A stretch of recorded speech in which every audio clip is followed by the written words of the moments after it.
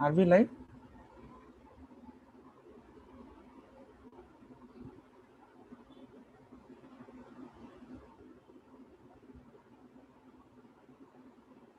Yes, yes. Okay, so let's start. Um, since we are already on. Okay. Hello everyone. So welcome to the day four. Sorry, the day 4 of Fire 2020. And since we had missed the full paper presentations yesterday, so we will continue with that today. So the first presenter is Dipali Jain, and her paper is Fine-Tuning Text Rank for Legal Document Summarization, a Bayesian optimization-based approach. Thank you. Okay.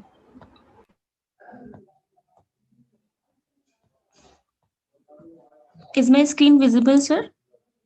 Yes, it is visible. Okay. Should I start now? Yes, you can start. Okay. Okay. Okay. So, hello all. My name is Dipali Jain. I am from NIT Silchar, Assam.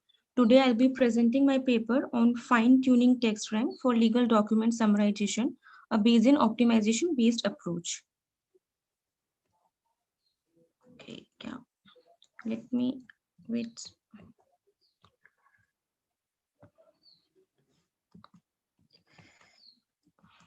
So this is the outline. Hello. Sir, I think there is Please some. control L. Yes, sir, I'm doing it, but nothing is happening.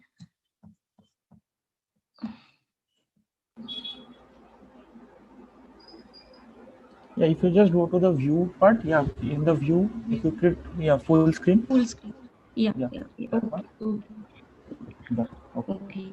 So these are the authors of this paper, and this is the outline which I'll be covering in this presentation. So yeah, so legal documents are very lengthy and they have hierarchy in them, due to which it becomes very difficult for the legal practitioners to read and understand these lengthy legal documents. It would be better if some shorter versions in the form of summaries are available. So it might help the legal practitioners.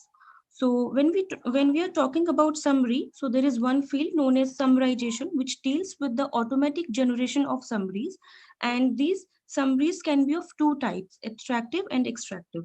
Abstractive summaries produces summaries by generating the new text, whereas extractive text summaries contains all the important sentences from the document itself.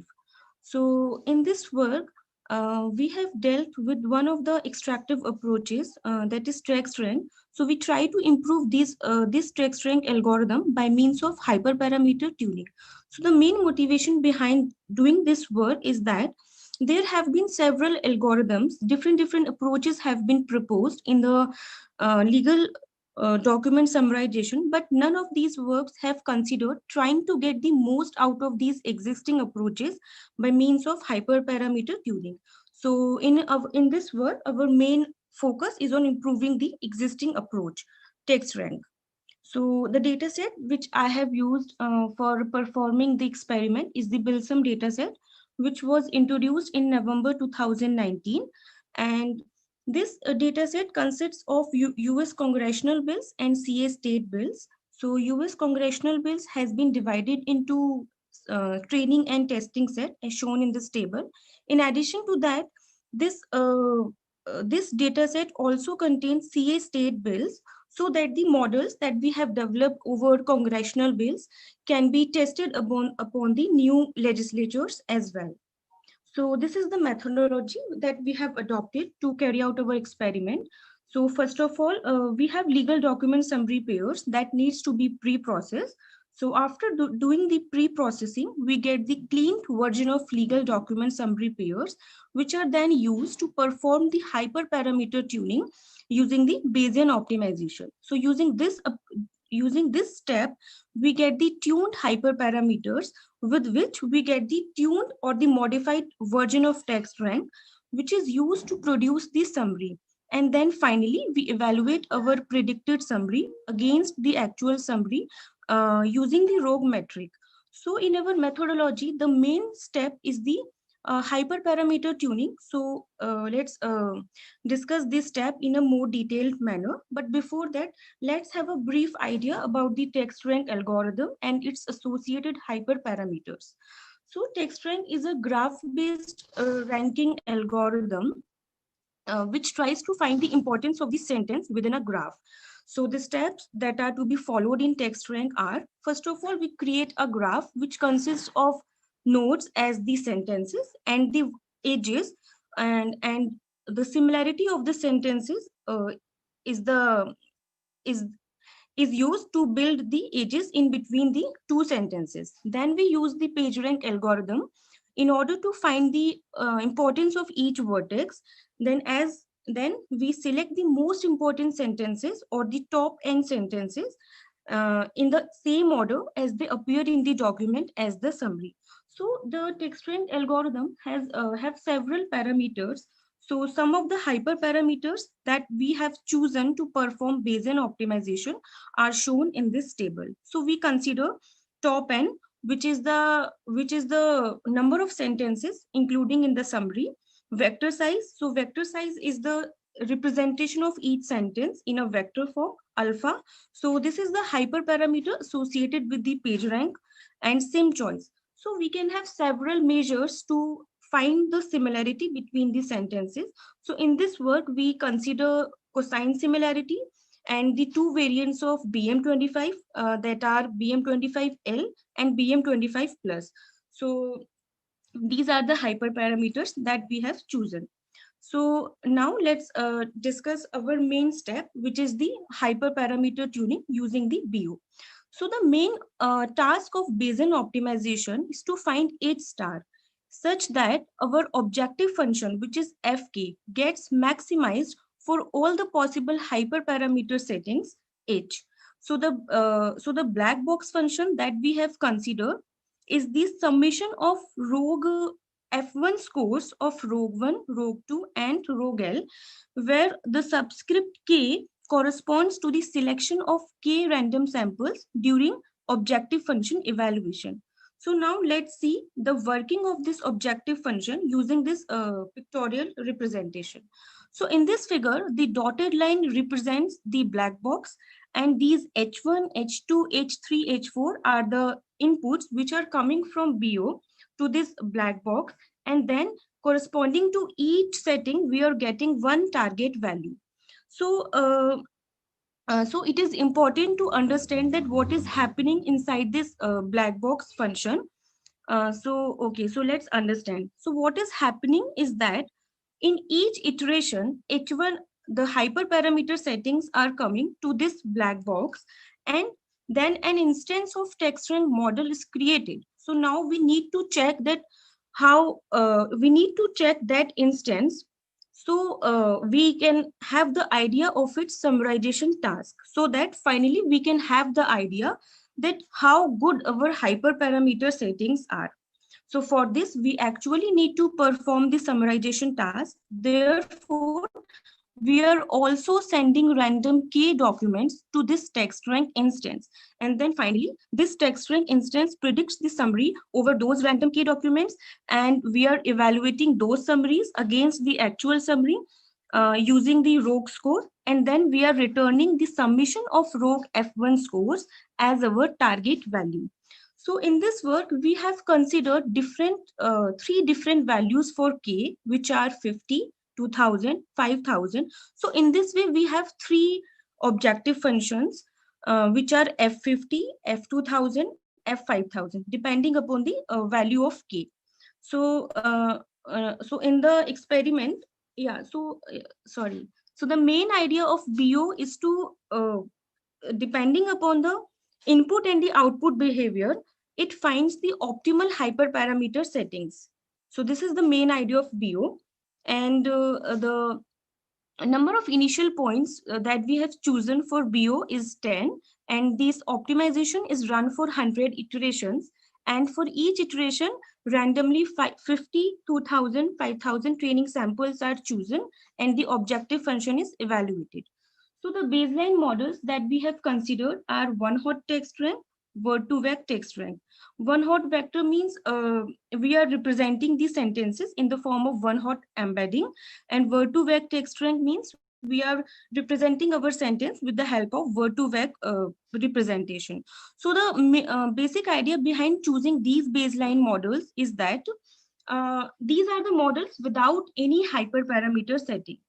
So now these are our results of the Bayesian optimization. So these are the results on when we are evaluating the F50 optimization function, and these are the results of Bayesian optimization when we are evaluating F2000 optimization function, and these are the results when we are evaluating F5000 objective function.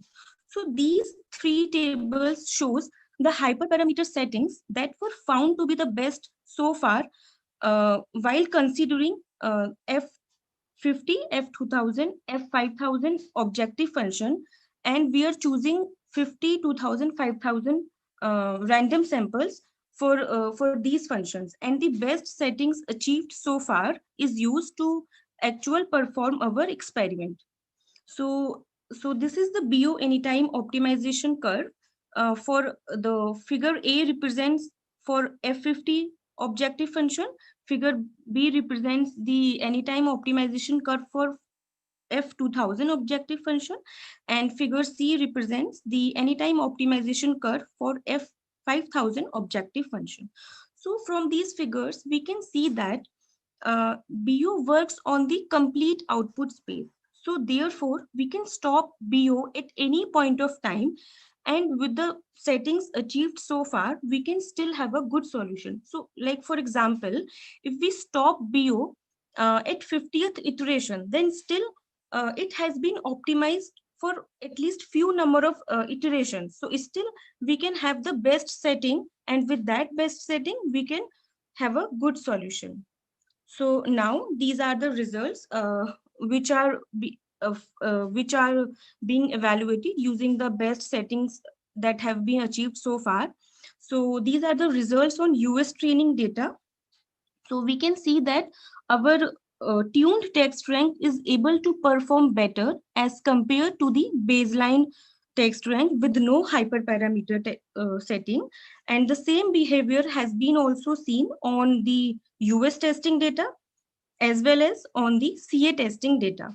So one of the observations that we have found, that we have noticed, that when we are increasing the number of random samples from 50 to 2000, then to 5000, the ROG score gets improved. So one of the possible reasons for such improvement is that our training our training data set contains 18949 training samples, and when we are choosing only 50 random samples, so it might be possible that the objective function does not give a good indication about how good a particular hyperparameter setting is. And when we are choosing more number of random samples, then the quality of our objective function gets improved, and hence BO Bayesian optimization is able to navigate in a more in the complete output space, and thus leading to the better summarization. So in this work, we have considered only one classical algorithm with the use of hyperparameter tuning, and also we consider only one data set for evaluating the BO-based hyperparameter tuning approach because of the less availability of adequately labeled legal summarization data sets. Also, the optimization function that we have considered is the simple addition of ROG F1 scores of ROG1, ROG2, ROG-L. One might consider the more sophisticated objective functions also. So since this is the first work to show that if we are performing the hyperparameter tuning, even a simple algorithm can show better performance at the summarization task. So in this work, we have proposed a BO-based text rank summarization model for the summarization in the legal domain. And when a classical algorithm like text rank is tuned properly, it can show a significant results on the summarization task in the legal domain. So as a part of our future work, We want to assess the capability of such hyperparameter tuning based approach on the other country specific data sets. And also we would like to perform the we would like to consider other summarization algorithms also with respect to this idea, so that we can validate the generalized applicability of this proposed approach. So that's all. Thank you. Any questions?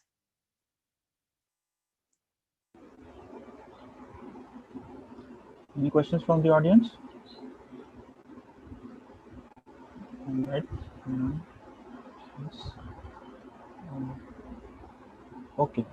Yep. Thank you, Dipali. Thank you, sir. Yeah. Okay. We move on to the next presenter. The next presenter is Naina Yadav, and her paper is Bidirectional Encoder Representation of Transformer Model for Sequential Music Recommender System. Naina, you have 15 minutes. Please stick by that time. पापा हो गया.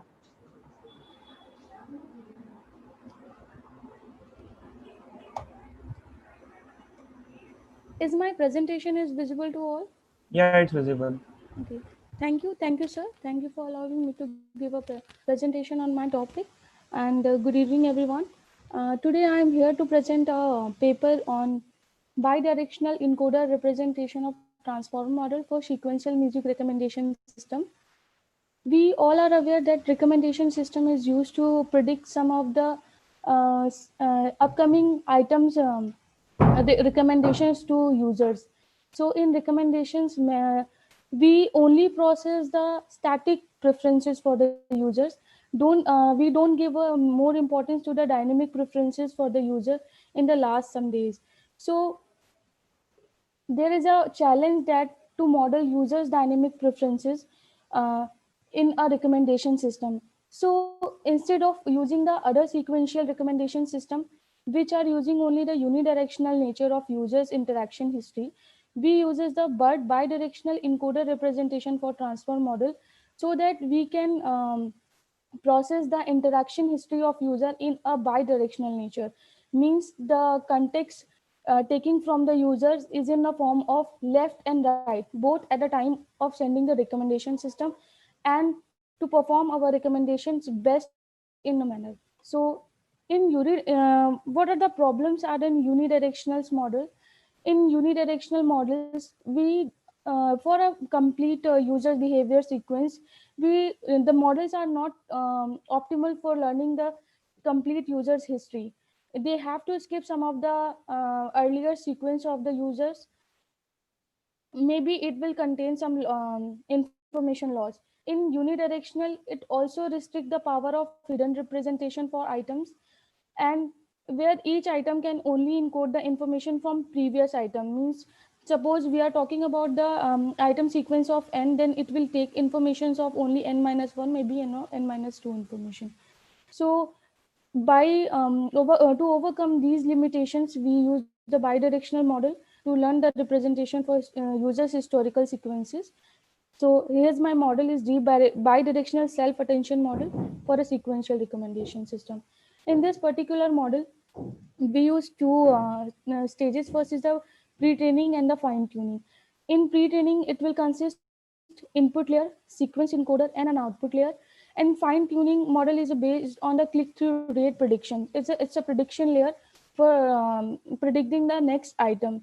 So overall objective of my project is to give the interaction history of users in the form of some sequence. And what are the aims are to predict the next item based on that previous interaction history. This model is actually built upon the several self attentions layer, which is also called transformer layer.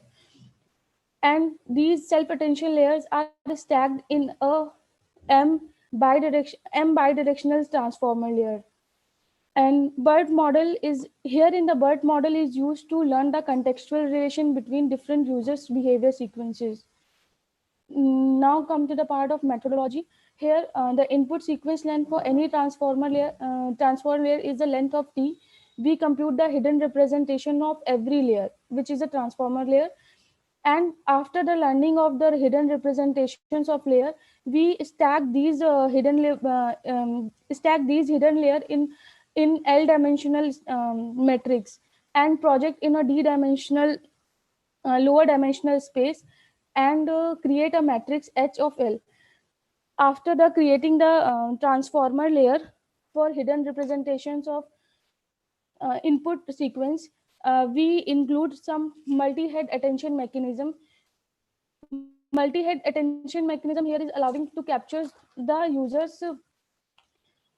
user's key value pair information in the form of encoder hidden representations. And this is the formula that for multi-head attention layer. In multi-head attention layer, it actually captures the hidden representation of different hidden layer and project in a H subspaces to learn the linear projections of hidden representations of every parallel sequences. After the learning of hidden representation from each parallel sequences, we concatenate these outputs in the layer in the form of uh, scale dot product attention, which is attention uh, key value, key, query, key, and value pair using the some softmax projection. In self attention, we only get the linear nature of the items because of the position, because we don't have the position include in my neural network. So to achieve the non-linearity between different items, so we include the feed forward neural network using some of the GALU function. GALU is a nothing Gaussian's optimal Gaussian GALU is a standard Gaussian optimal cumulative distribution function. And in the training process, we applied the randomly marks LM techniques. In randomly marks LM techniques, we in a complete sequence information, we mask some of the song IDs, and in the model used to predict the original value of mask IDs using the left and right context provided by the non-masked song IDs of the sequence. Like in an input sequence, we have 5 song IDs, and we mask song ID 3 and song ID 5, and model used to predict the label of mask 3 and mask label song ID of 3 and a song ID of 5. This is a complete training process, and the training is based on the negative log likelihood loss function. And after that, we have completely we run these algorithms on a 2 data set. First is the econest trace profile data set, which is a well-known million song data set, in which we have user ID, song ID, and interaction history in the form of listen counts, means how many times user listens this particular song. And the second data set is listen range data set. This data set is in form of some audio squabbler data set. We need to extract some of the valuable information as per our need. So we use some of the SQL queries to extract the information of user ID, song ID, and their listen count. We only extracted songs IDs after the year 2000. Same in the Econest dataset, we only kept the information of songs after 2000. And these are the results. First is the RMSE error value for dataset, listen range, and Econest. And table number 2 and 3 is for listen based data set complete result, and for Econest trace profile data set complete result. In and RNN LSTM GRU is the basic sequential model we are using to compare our model. And after seeing the result, we get a clear view of our model best approach for the sequential nature. And in the future, actually, in the last experiment, we only consider the informations of listening sequence, but only the listening sequence will not give a clear result as per the another state of art papers available. And so we are planning that instead of using that listening sequence, we use some of the content feature information of music, because like some sort of audio information or a lyrics information or some other information which will give some of the valuable result in future. So we try to make some of the embeddings to process in the particular model and produce some of the productive recommendation system. That's all.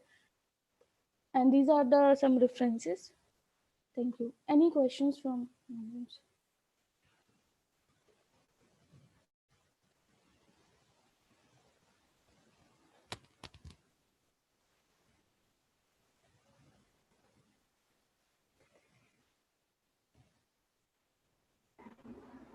Any questions from the audience?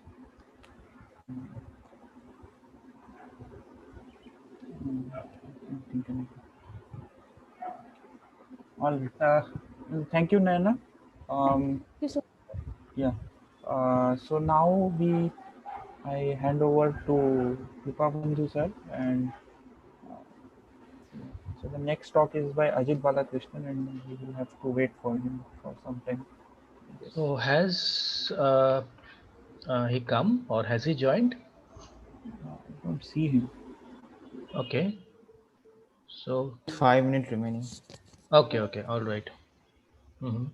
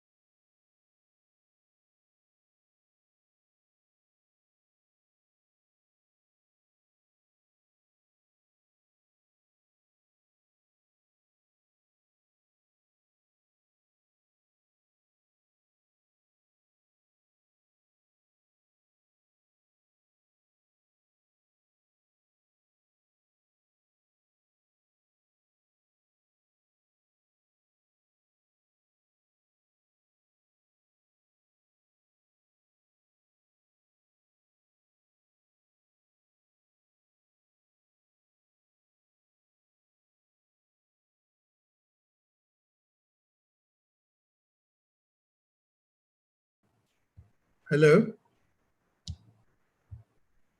Hello, yeah. Oh, Hi, Ajit. you can see me as well? I can see your mouse cursor is moving. Yeah, you can see? Yeah. Oh, Yes, yes, we can see you. oh God. Took a while to get in. Huh? So should Yeah, I? your Okay. video is off. Let me just put on my earphones. Huh? Hang on. Yeah, sure. And you can share your slides. Pardon me? Yeah, and I will share my slide once. Yep. Hello?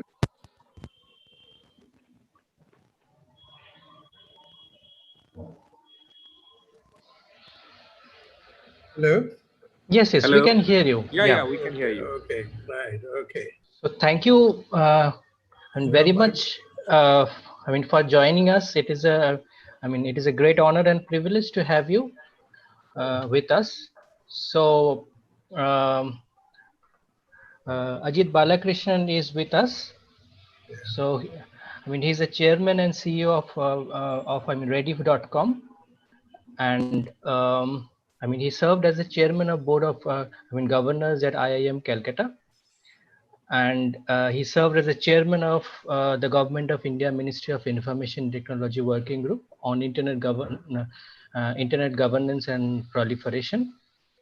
He also chaired a committee appointed by India's Ministry of Human Resource Development on research and faculty enhancement. And also he has served as a member of the Central Advisory Board of Education of the Government of India. So thank you very much for giving us your valuable time. Ajit, please, you can start your talk. Okay, let me first share my screen. Huh? Sure. Showing? Is it showing up? Not yet. Yeah? Is it Yes, showing now? Yeah? It's loading. It's loading. It has started. Okay. It's loading. Maybe in a few seconds it should come up. Yeah. Done? No, not yet. Yeah. Yes. Yeah? Yes. Yes. Okay. Perfect. Yeah. Okay. I hope everyone in the audience has a computer science background, right? So there's no problem on that, right? Right. Yes. Okay. Now, the first challenge is I'm going to focus on the legal domain for various reasons. The first challenge is to look at the cases pending in Indian courts as of last couple of days ago. The numbers are frightening. If you look at the numbers, there are up to 1 year is 10 million something cases, and up to 3 years is another 6 million, and cases for 3 to 5 years are 3.5 million. And it's absolutely frightening. These are all from the National Judicial Data Grid, which is government's own. And this is at the district and taluka courts, and at the high courts of India. Again, it is frightening, the number of cases. So very often I have encountered people in Bombay who says, when you have a shopkeeper has a dispute with another shopkeeper, they say, no point going into court. It's easier to hire a gunda and threaten to beat up the other guy, because at least you'll get some action immediately. If you file a case in the Bombay court of small causes, it'll take you 11 years for it to be heard. So it's frightening. So we can't obviously have this. And lots of people in the legal system are thinking about it. Yeah. The second part is the complexity of a legal system, where you have the Supreme Court and there are multiple high courts. Under them, there are civil courts, lok adalats, village panchayats, and there are tribunals, which are central administration tribunals. All this is in a way needed to deal with a country as large as ours, which believes in a democratic system. Now, in the sources of law, again, and this is important, I'm spelling it all out because when we start doing machine learning, then you have to worry about all of these. legislature originates statutory law. The executive has powers to issue administrative law, and the judiciary judgment goes on precedents. India is a common law country, so precedents are very, very important. Okay, so that's the second challenge. So again, whoever does data mining has to see all these things. The third challenge which we have in India is the affordability problem, because you can't have an expensive legal system. If you look at people like us who are considered professional, technical, or managerial, earning a household income of a mere 13,000 rupees or more, there are only 80 million people. Okay, now if you go to people who really need justice, people like hawkers, peddlers, street vendors, 135 million people with a household monthly income of 7,000 rupees a month. You know? Carpenters, masons, 60 million people with 6,000 rupees a month. Now we have to make sure that all of these people with 4,000 to 5,000, 6,000 rupees a month household income, not even personal income, we have to deliver a justice system. This again, data is from the National Council of Applied Economic Research. So we are a very, very tight constraint to deliver a relatively inexpensive and fair system at this scale and volume which no other country in the world has to deal with. I believe, as I'm sure all of you do too, that the digitization movement, which all of us have been a part of, and Reader.com just celebrated this week its 25th anniversary, with a deep belief that there can be web-based hearings, there can be Indian language-based justice system, we can have machine learning to help speed up justice, we can have very intelligent search for the very large part of the activities of the legal systems to search and find precedents. Digitization efforts, all of this will help. I'm trying to figure out how that will help. This is not an exhaustive effort, but I just point out the efforts which are being underway both in India and abroad, using machine learning, deep learning in various forms. And if you look at the process, typically there is a contract in business which gets created, or a filing or an expectation, filing of a complaint, answering of a complaint, putting a motion, maybe try a mediation settlement, a trial, and if the trial goes one way or the other, appeal. Now, if you look at the names of the parties with a green star next to it, they're the ones who are based in India. For example, there's a lot of activity in startups on the contract creation and review area. Entities like Legal Cart, Legality, Spot Draft, these are all startups, and some of them reasonably well founded, which help in automatic review of contracts and creation and review of contracts. That speeds up some of the work. Internationally, there is an entity called Geeks. Now, in terms of case law research, it's the most active area in the legal system in using machine learning and digitization. There is Lex Machina, which is an international company. Case Text. There is nearlaw.com, Kanun, Manupatra, and of course we have AIR online, which has gone online. This is the oldest, I think it's over 100 years old to provide case law. Now, some innovative entities are also underway for mediation and settlement. There is Pre-Solve 360, which it attempts to provide an online system of mediation and settlement. And there's an entity startup called Legal Mind, which tries to give you insight into the judge and what he's done before, and all the parties who are in litigation, what have they done before, and try and give you some insights into that kind of work. So there is some degree of effort, but a lot more is needed, clearly. Now, I think in terms of approach to a solution, this is the classic network diagram of any entity which is on the internet to create a platform. It's possible we could help government and its entities create a justice platform with the spelling error platform, which can make use of network effects. We have an Indian National Justice Platform, like Uber and all of the others, Google Search, etc. There are defendants, there are defense councils, there are bar association, plaintiffs control, all the data providers. I've just used one All India reporter here, appeal courts, subordinate courts. You have to make them all work on that platform and generate network effects. That's about with network effects will be what makes the system work very well. The second approach I would recommend is, being a common law country, India depends quite a bit on precedents, very heavily on precedents. So does England, and to some extent, so does the United States. But in India, precedent is sanctified. So there is very interesting work we can do using text mining and graph databases to figure out, using the judicial citations to create cyclical diagrams. And there is a very lot of interesting work to be done in this area, which all of us who are part of computer science can help in using graph databases. The second part is to encourage whoever's doing it to have the end product use a declarative language, not an imperative one, because an imperative language in programming will end up requiring guys with MTechs and PhDs in Python and R language and so on.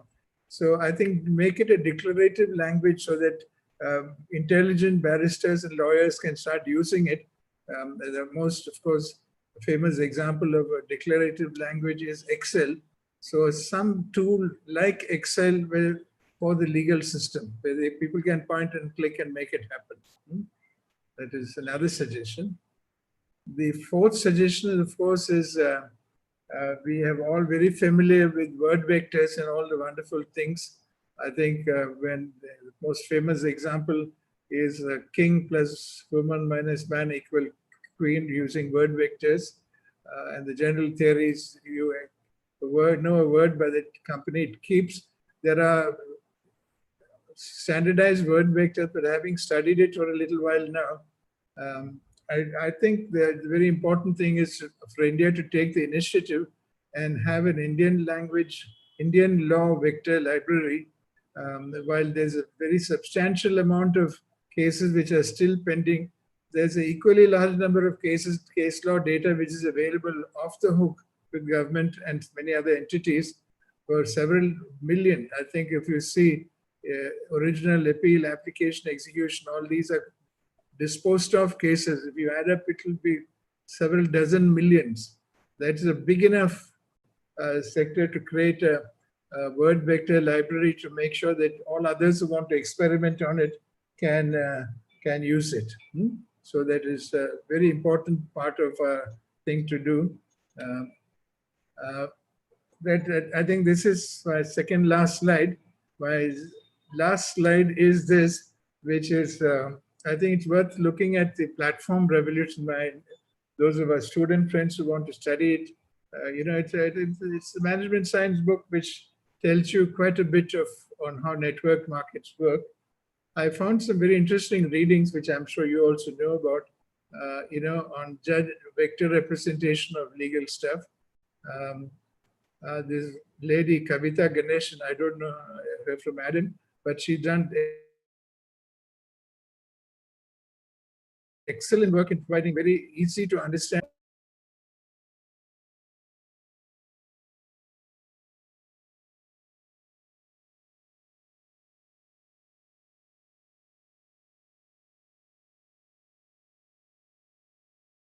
on word to vec, okay? And a interesting paper on legal document similarity. And to the right bottom is a shameless plug of my book, where I've been struggling with these kind of issues for a long time in India.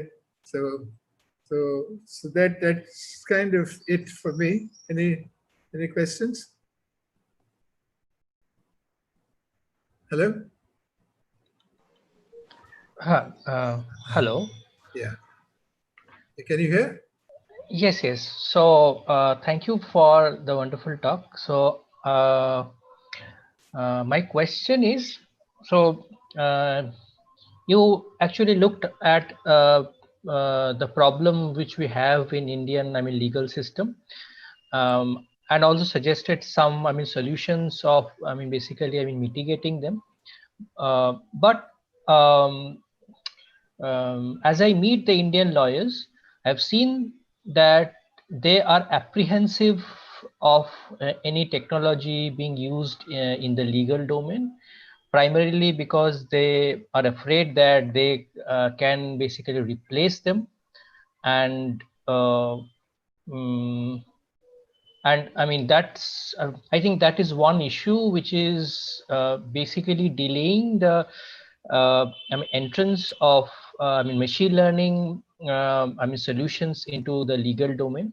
So what is your take on it? No, it is true, because at the moment, since I'm a practicing business guy as well, I can make out, just 1 second, I'll just take a call. SMS, I'll call you back in 5 minutes, 10 minutes. Yeah, sorry. That's because typically you file a case and it gets adjourned, and after each adjournment, the lawyer appears and sends you another bill. So there's a whole vested interest developed in terms of postponing and continuing to do for the long time. But we've met these kind of problems before. If you look at the implement and the penetration in the media industry in the last 20 years of the internet, there lots of obstacles were placed in its way. But in the end, I think we are working towards a very relatively equitable system. Journalists were worried that they lose their jobs. Journalists in print companies have lost their job, which is true. Very major print companies have shut down. But many of them are apprehensive, because during the industrial revolution, textile industrial revolution, many weavers and others lost their jobs. And Gandhiji was able to use that to create the independence movement. So it was not going to come easy. But I think the way to help is by focusing on the areas which will benefit them. Better improved search, getting right recommendations for precedents. Focus on those things, which will be seen as an aid to a lawyer's functioning, okay, and the judge's functioning. Because if we do not speed up the system a little bit, quite a bit, people will lose, Indians who are today still, after all our problems, most Indians, I think, believe that democracy works, the legal system works, we listen respectfully to our judges. We have to maintain that august criteria, which when I occasionally and frequently travel to New York City, even my educated friends in America don't have as much faith in their legal system as we have here in India. You take a beggar on the street, he will also say everything may be wrong, but our judges and our will never be, impartial. Will never be partial. So we have to maintain that, that the spirit of belief that, and it is true. I think we should position our efforts as helping the judiciary rather than saying, "We guys will make you unemployed." Okay. Thank you very much. I have one question, Ajit. Yeah. Hi, this is Prashanjit. Hi. So, as you see, FIRE is essentially a platform where we plan tasks that we distribute among mostly the student community in India and outside the country who work on those tasks, and we try to develop a community. And here in today's most of the talks and sessions, we streamline them in this area of AI and law, or something like ILA, which happened. Now, my question is, do you think these two problems, which I find really interesting, one is judge embedding or judicial, some kind of embedding structures, and the other one is some kind of legal XML kind of thing, which can be converted into a graph kind of database, and so that all the judgments or references get linked through that network. Can be in some form, in some miniature form, or to certain scaled up form, can be offered as a track for competition to this community? Do you think? I think so. As a matter of fact, my plan was to take about 200,000 to 300,000 cases and do a word to wake on it. Unfortunately, my current life is that I'm still part of the working class. I'm an operating head of the company. So being on the working class, I can't take off. But I wish and pray that if I could get 3 weeks, one of the things I want to personally do is create a mini version of the law vector library, which is relatively, I mean, technologically, it's relatively easy to do. Right. But yeah, and similarly, making to draw those networks, I think you're right. You need to create some named entity recognition inside there. Not difficult to do. Not, I mean, technologically, it's not difficult to do, but you need large scale size. Yeah. So, but fortunately, that again is available. I think if all of us team together and form a 5 or 6 man team, we can get it done in a couple of months' time, I'm sure. Great. So what I want to understand that if we plan a competition next year, so next installment of FIRE will happen again sometime in December 2021. So we have about a year time at hand. Yeah. So if we can create the training data set and distribute it to the participating teams sometime by July end or early August, and they will get another 2-3 months to work on it, and they submit their runs. We can do that. We can do it in about 2-3 months. Don't wait for 6 months. I think January, February, March, and you should have the training and test sets and so on. It should not be difficult. Yeah, I wish I could take a month off and do it for you fully, but I'm sure you Wow, that would be just really wonderful. But what to do? I'm part of the working class, I told you. So I have to sit and have 5 Zoom meetings a day to review sales and all that shit. Yeah. And every day you code, I know personally, for 2-3 hours in Python these days. Yeah, more like 4 to 5 hours. Yeah. Oh, more like 4 to 5 hours. Wow. Yeah. That's wonderful. Thank you. I think you're saying that an action could be a contest.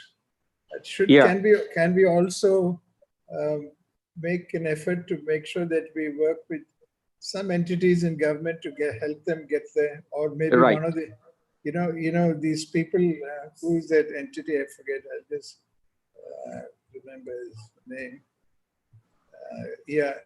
This All India reporter might be interested. They've been in the game for a very long time. 106 years.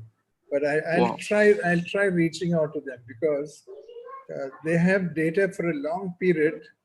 They are Nagpur based. I'll try and reach them. Because the existing, or even Kanun, they may be interested. But I think we need to work at the policy level as well. We can run a contest. That is something quick to do. But we need to or a hackathon kind of thing, and as well as followed by a context. Something like that. Something. Because it's the more I think about it, having speedier resolutions to this issue is mega, It's very, very important. When you look at it, you get frightened. You're wondering why is that? I just discovered that there are some pending cases which are 30 years old. My you can see that. 52,000 plus 14, 65,000 cases more than 30 years old. Oh, frightening. And the people concerned must have all died, Yes. But I think it's what to do. We have to figure out a way. It's a good cause to put all our energies and time in. And these things, and with the full knowledge that these kind of changes will be seen to be revolutionary and will not be accepted overnight. So we can work through the student community and do, as you're pointing out, contests, and in that way people are not threatened. Right. Sure, I will get back to you on this. Okay. Any other questions among the participants? Hello.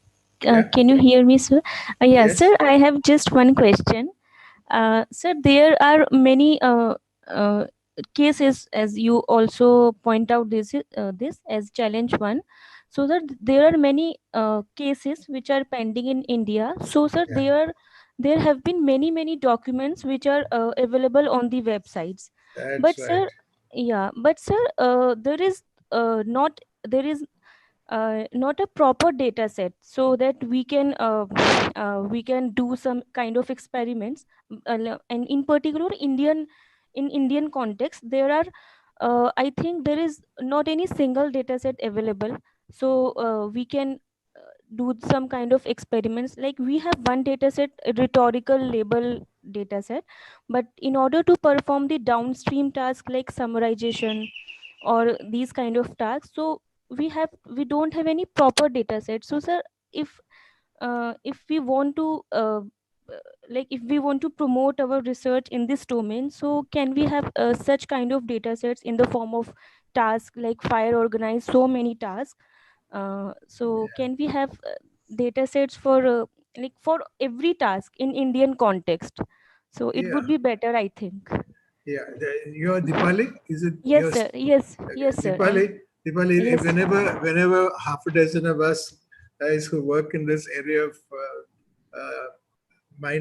data mining together, as a joke goes, 90% of the time we spend complaining about not having good quality data. Yes and sir, another yes sir. 5% of the time we figure out what to do, and we actually sir. spend 2% of our time actually doing data. Yes sir. That's an old joke. That's a joke in this industry. I think it can be done. I will do some experiment. I think what is being asked for is we can't do too much of manual stuff. It will take years. In India, labor is cheap, but it will take some 10 years to do it. But Yes sir. we'll download some, maybe at the very least some Supreme Court cases, and get and figure out an algorithm to convert the judgment as is, which is in PDF form. We can convert it into text form and automatically find a way to label it without using physical effort, manual effort. So let's apply mind. I think that's a nice challenge to put in front of our group of a dozen people. Right. We'll figure out a way, because once you write an algorithm for that, then we can apply it to the whole 20 million of it, which is staring at us in front of us. Yeah? Yes. Of course, I've neglected to emphasize the language nature of it. There is all is not in English. There is some language nature, and increasingly it is going to be in languages. The Indic scripts, or they call Indic scripts. So we need to do that as well. True justice, people who are, if you look at this chart of people who are seeking justice, the big groups are all don't speak English. They're not gone to IIM and IIT and all of that stuff. These are carpenters and masons and tailors who barely speak their own language. So hawkers and peddlers and street vendors, they are the ones who need justice. And because managerial and professional types like us will call uncles and aunts and get justice done. That is the way things work in India. So for all of these people, that's another big part of the game. As it now stands, much of it is in English, particularly at the Supreme Court level. But I think we must keep in mind the challenge in languages, because if you go to, the village panchayats, lok adalats, and all of those numbers have not even been counted so far. Real justice is to be done there. No? Yes. So we have, but it's a nice challenge to get. At least for me, it gives me a purpose to live. Yeah, I don't know about you guys. Dipali, are you a professor? Are you at DAICT or? No, sir. Sir, I am a PhD student at NIT Silchar, National Institute of Silchar. At where?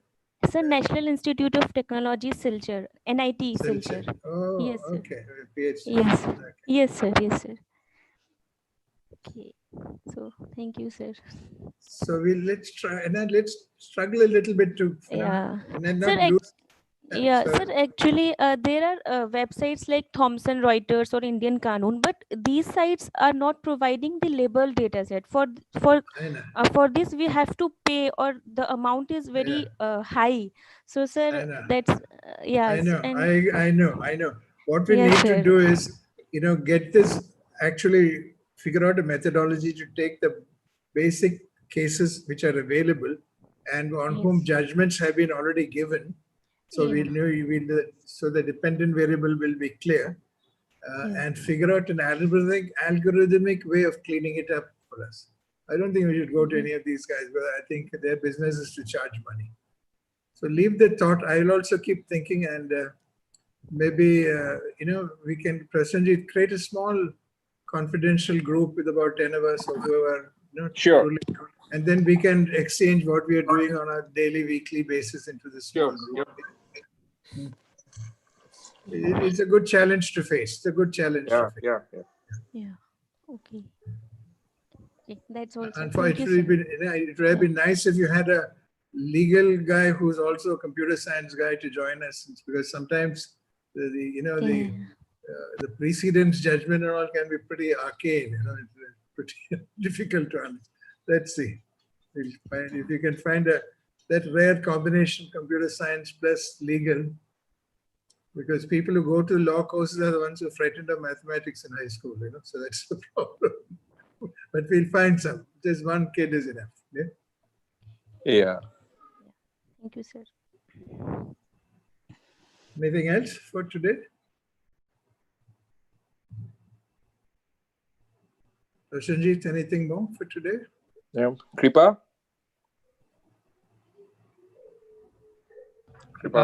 No, I don't have any more questions. Okay. Yeah. So over to Kripa. Yeah. So okay. So what we'll do is that's the end for today. I hope my brief 8, 9, 10 slides have been useful. And Yeah, of course, there. Yeah. And let's try and create a small group. You want me to create, or you will create it so we can exchange ideas on how to attack this? I think you guys better run that group. Yeah. Okay. Sure. Yeah, we'll do that. So then take care. Sign off. Okay. Thank you very much. Thank you very much. Or you can be with us. We will be having other presentations today from the participants. Unfortunately, I'm speaking at the IIT Kharagpur startup session in the next 10 minutes. So I Great. So those kids want me to speak there. So sure. Take care. Sure. But I'm sure you'll send me some links to all your other sessions. I'll go and study. Okay. We will. Sure. Thanks. Thank you.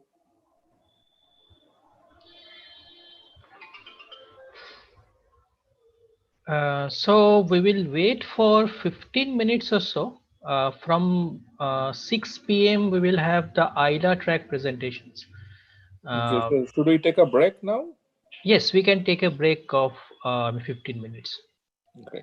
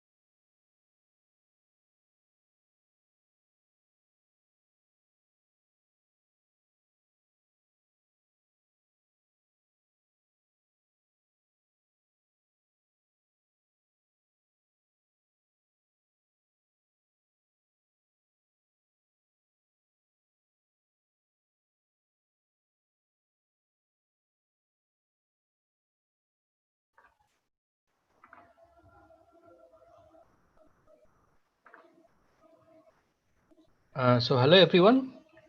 So I am Kripa. I'm one of the organizers of the ILA track, and I want to say a thank you to you for participating in this track. And thank you very much for giving us a portion of your valuable time and present your work. We will be happy to listen to your presentation. But I would like to request you to stick to the time limit. So we are running on a very strict time schedule. So please restrict yourselves to 10 minutes only. We can take questions depending upon how much we have time. And I will send you indicators that 5 minutes and 2 minutes are left in the chat, and so that's it. So we can start with Janvi Arora, I think. She will be speaking first. So Janvi, please share your screen. Yes, sir. And you Good will be evening, talking on everyone. artificial intelligence as legal search assistant. Yeah. Good evening. Yeah.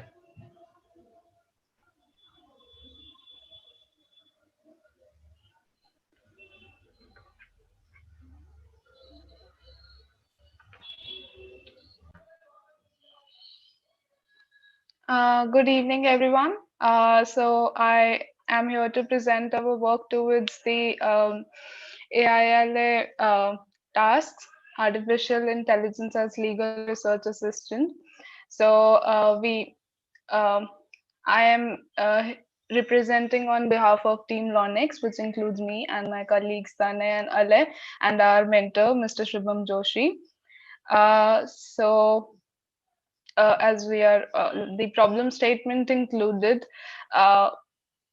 retrieving the precedents from a given corpus of case documents, and the task one, and retrieving relevant statutes from the given corpus of statutes.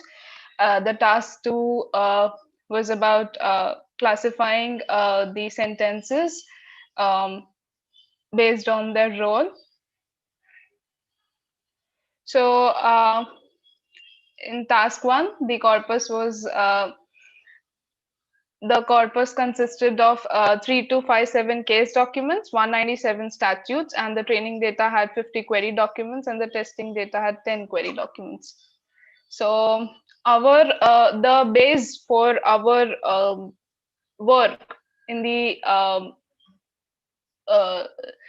competition was the previous work, which was presented in AILA 2019, where we sensed that BM25 bags of words information retrieval approach kind of performed very well, and therefore we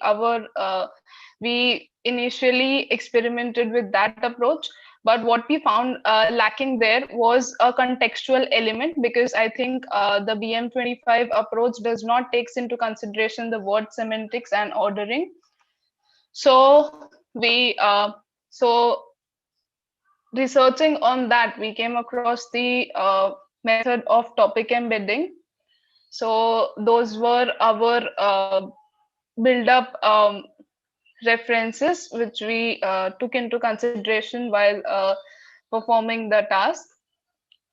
Pre-processing. The pre-processing strategies in our case was named entity recognition.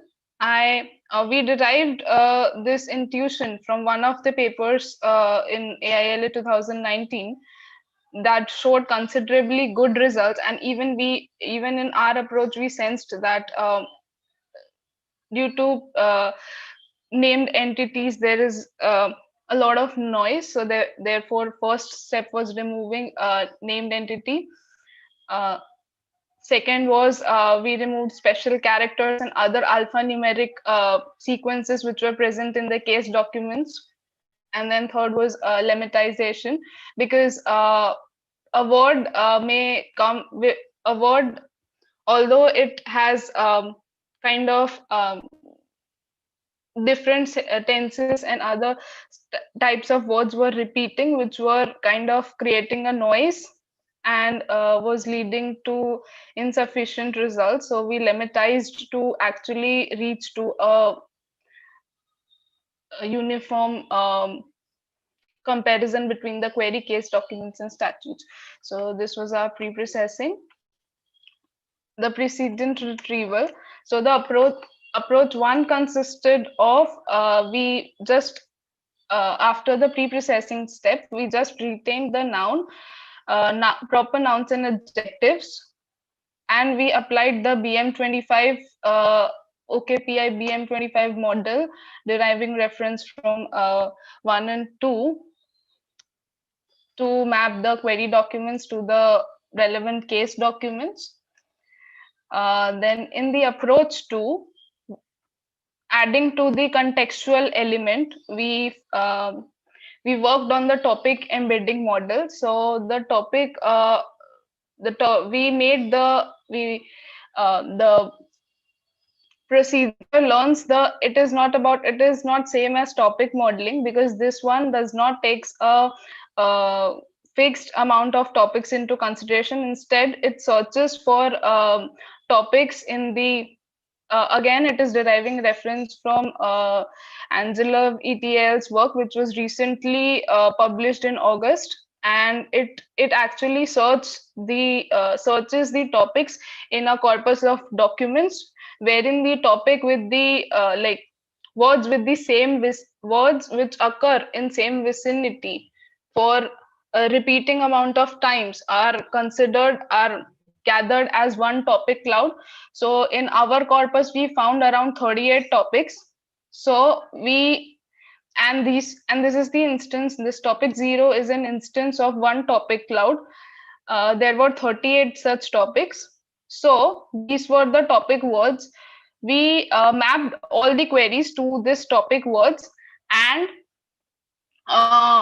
based on this topic, the query was represented as one of these topic words, and we derived the semantic similarity of each.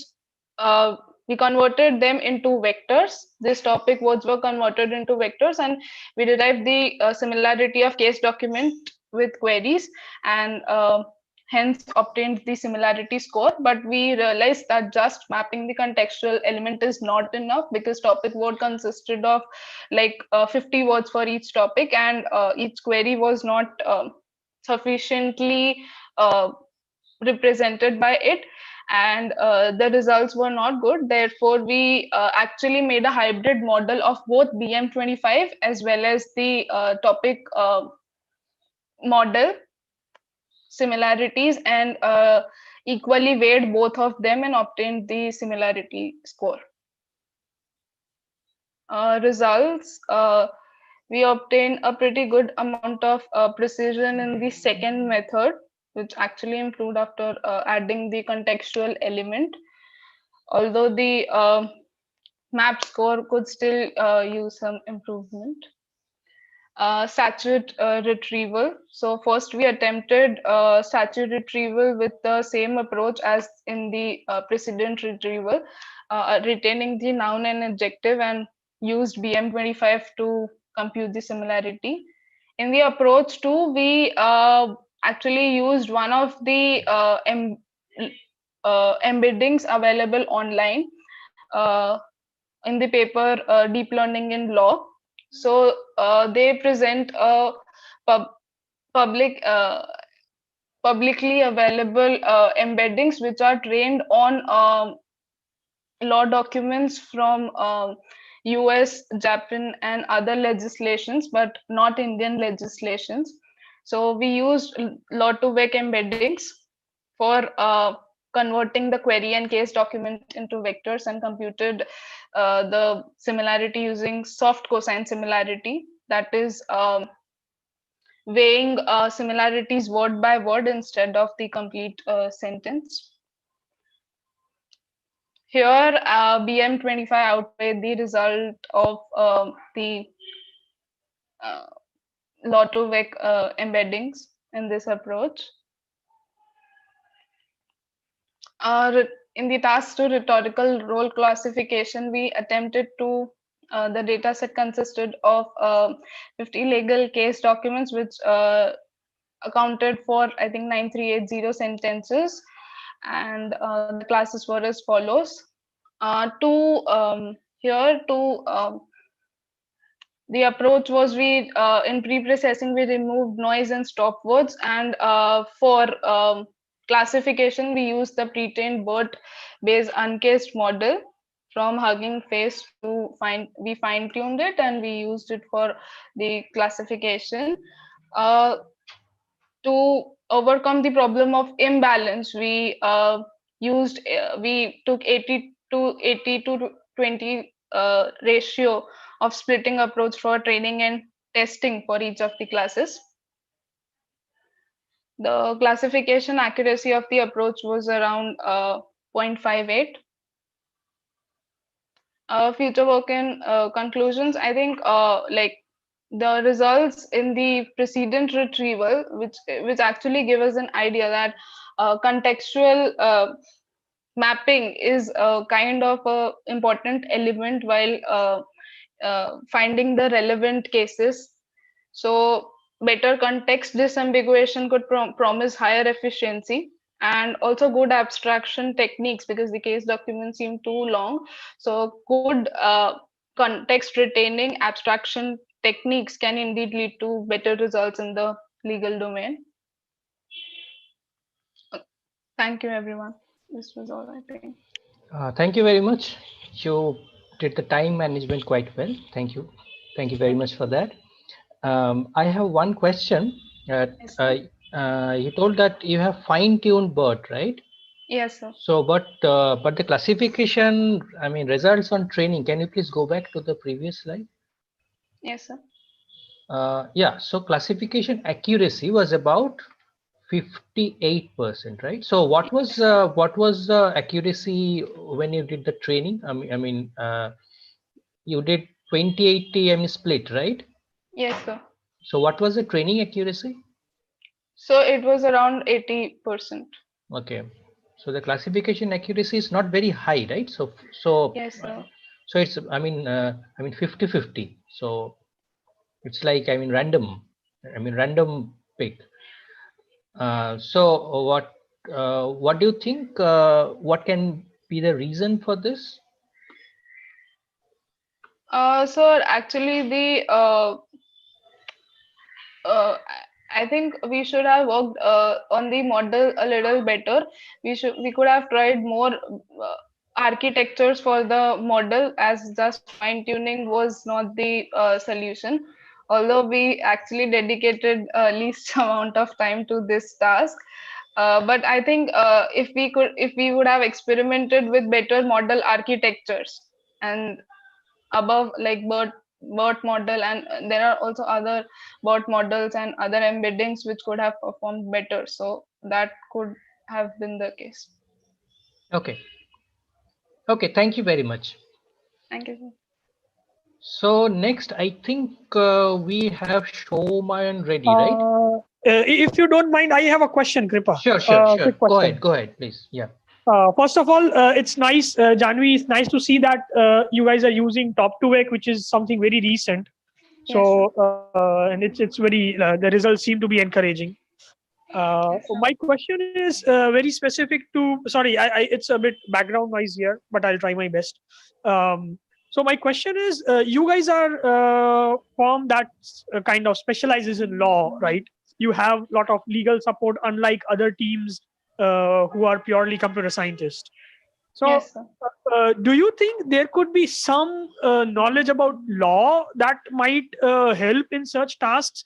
And if so, like what could be the possible direction? Sir, I think if we I would here like to mention one of the ideas that our mentor came up with. He's a lawyer. So he suggested that we could label the articles for entities which are law specific. So if such training data is curated, and if such training data is used for building up that training data could be used for anything, entity extraction, or could be used for summarization, and if such models are built upon that kind of annotated data sets, I think we could get pretty good results, because you actually know what to retain in case of law documents.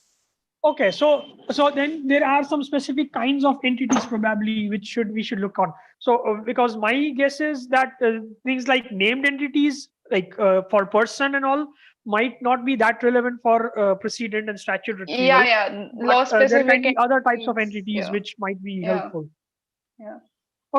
Okay, that's nice to know. And maybe, I don't know, I can talk to Kripa and we can plan to get some like your help, and maybe you can be a co-organizer for next year, because having a legal team on board would really help us, and it can make the problems more realistic.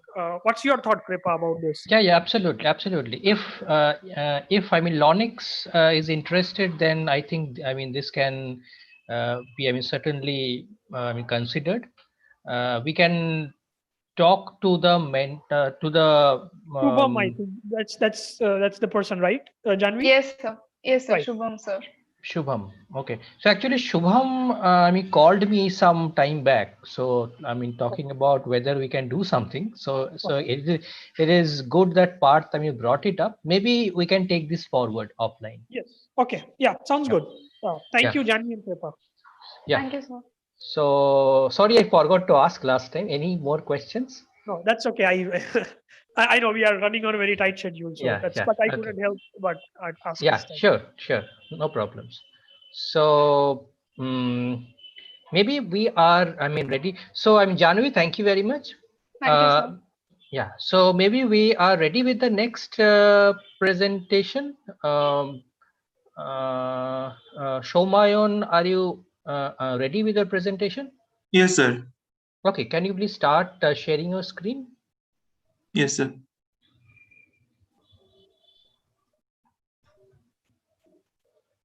Okay, so you'll be talking on rhetorical role labeling for legal judgments using Roberta. So another example where, basically, SOTA, state of the art, deep learning models are used. So it's up, you can start the presentation. Yes, sir. Thank you. Good evening, everyone. I am Shoman Bondhu Mojumdar. Now I'm going to present rhetorical role labeling using Roberta. So first of all, why rhetorical role labeling? This is needed because in case documents are long and unstructured. So it will enhance the readability if we do rhetorical role labeling. Identify rhetorical role labeling has applications in several downstream tracks like summarization, semantic search, etc., etc. And are we using any pre-trained embedding? Yes, we are using Roberta. And dataset is given by the ILA task organizers. Now, here we have mainly used deep learning based methods like Roberta, BART, and universal sentence encoder. But we also use some machine learning techniques like random forest. But that method didn't give good results. Now, this is the snapshot of our dataset which is given. We are given 4 different types. We are given this dataset, and we are given more or less 50 documents, and these 50 documents are mainly upon 5 law domains. Those are constitutional, criminal, land and property, IPR, and labor and industrial domains. Now we are given approximately 9,380 sentences, each labeled with 1 rhetorical role. And for the test data set, we are given 10 documents, and those are upon those 5 particular law domains. And in these law domains, 2 of these 10 documents, 2 documents each are of those 5 particular documents. Now, these are the 7 labels which are given in our data sets. First is fact. So what is the fact? Sentences that denote the chronology of events that led to filing the case. Ruling by the court. Since we since we will be providing Indian Supreme Court cases, these cases given a preliminary ruling by the lower courts. These sentences corresponds to the ruling or decision given by these lower courts. Third level is argument. Sentences that denote the arguments of the contending parties. Fourth, statute. Relevant statute cited. Fifth, precedent. Relevant precedent cited. And sixth, ratio of the decision. Sentences that denote the rationality or reasoning given by the Supreme Court of the final judgment. Now, lastly, ruling by present court. Sentences that denote the final decision given by the Supreme Court for the case document. Now, we have used four types of models. First, we use random forest. In random forest based model, we use around 500 trees, which are of full depth. We here mainly use Gini index. Now, we secondly use universal sentence encoder, Google's universal sentence encoder. Here we are using version 5, large version of Google's universal sentence encoder. And in last layer, we use softmax layer with 7 activation unit for those 7 level detection. Thirdly, we use BART. In the case of BART, we tried BART large uncased version, which output is passed through the fully connected layers of 256 units and 128 units respectively. And lastly, those outputs are passed through the softmax layer of 7 activation unit. And then we use Robata model. In Robata model, we use in case of Robata, we give the input of our legal documents as input to the Robata model, and then we pass those to the by LSTM models, by LSTM layers, first with 256 unit and second with 128 unit respectively. And then we passed it with the softmax layer of 7 activation unit as we need 7 outputs. Now from this table, we can see that random model performs worst. Universal sentence encoder performs slightly better, and BART performs better than universal sentence encoder. But all these 3 fails to detect ruling by the lower court levels. But Robata based model detects that level particularly, and we are getting precision of 0.44 and recall of 0.1 and F score of 0.16. But in case of those 3, we are getting 0. That is, we can't detect ruling by the lower court. This particular level creates some problems. Now, this is the confusion matrix. This is the confusion matrix table. So first, we use we are given 50 documents for the training. Out of these 50 documents, we use 40 documents for training, and for the validation purpose, I use 10 documents. With the help of these 10 documents, we generate this confusion matrix, and from this confusion matrix, we can see that facts level is correctly predicted most of the times. Most of the times it is detected correctly, that is 91 times, and facts is detected 388 times correctly, and precedent is detected correctly 149 times. But it is many of the times precedent is predicted as ratio of the decision, which is different level. Now, main problem we face by ruling by the lower court prediction, many times it is predicted as facts, that is 39 times it is predicted as facts, and ratio of the decision is predicted 24 times, which need to be detected as ruling by the lower court. So our main problem we find in ruling by the lower court, which is detected 8 times only correctly. And in case of ratio of the decision 279, it is 279 times it is predicted correctly, and 129 times it is predicted as facts. And this is the experiment output we get. We submitted 3 runs, and in case of 3 runs, we first get macro precision of 0.504 for first run, and macro recall 0.483, and macro F score 0.452, and accuracy is 0.588. as this is one is labels output as not balanced, so here our rank matrix is given by macro F score. In case of macro F score, our second run, that is JUNLP2, it gives best score and its score is 0.468.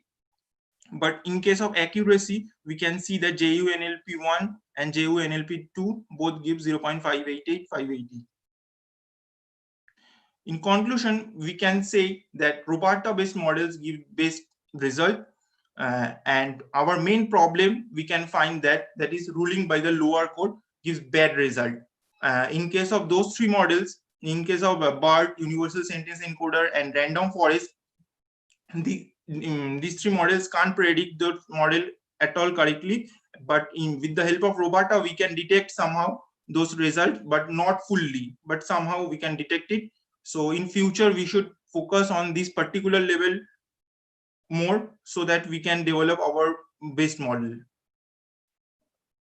These are the references. Thank you. Thank you very much. I think we have a couple of minutes for some questions. Do we have some questions?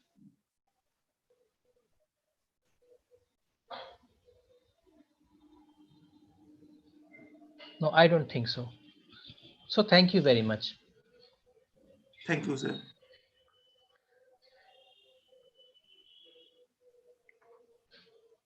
So the next presenter is Kayal VZ. So I'm sorry if I have mispronounced your name. So are you ready with your presentation? Excuse me, sir. On behalf of Kyle Veri, I am Tenmuri, co-author, is going to present our work. Okay, sure.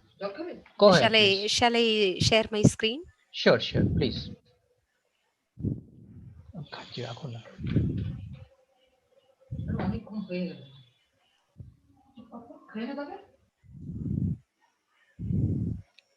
Okay, can you see the screen, sir? Yes. Okay. Yeah, I'm Tenmuri from SSN College of Engineering, and this is the 4th year we are participating in FIRE task, and I'm very pleasure to be part of FIRE for continuously participating in this. And our team SSN NLP has participated in FIRE task for this ILA task, and our methodology is best matching algorithm to identify the rank and rank the relevant statutes. 1 second, sir.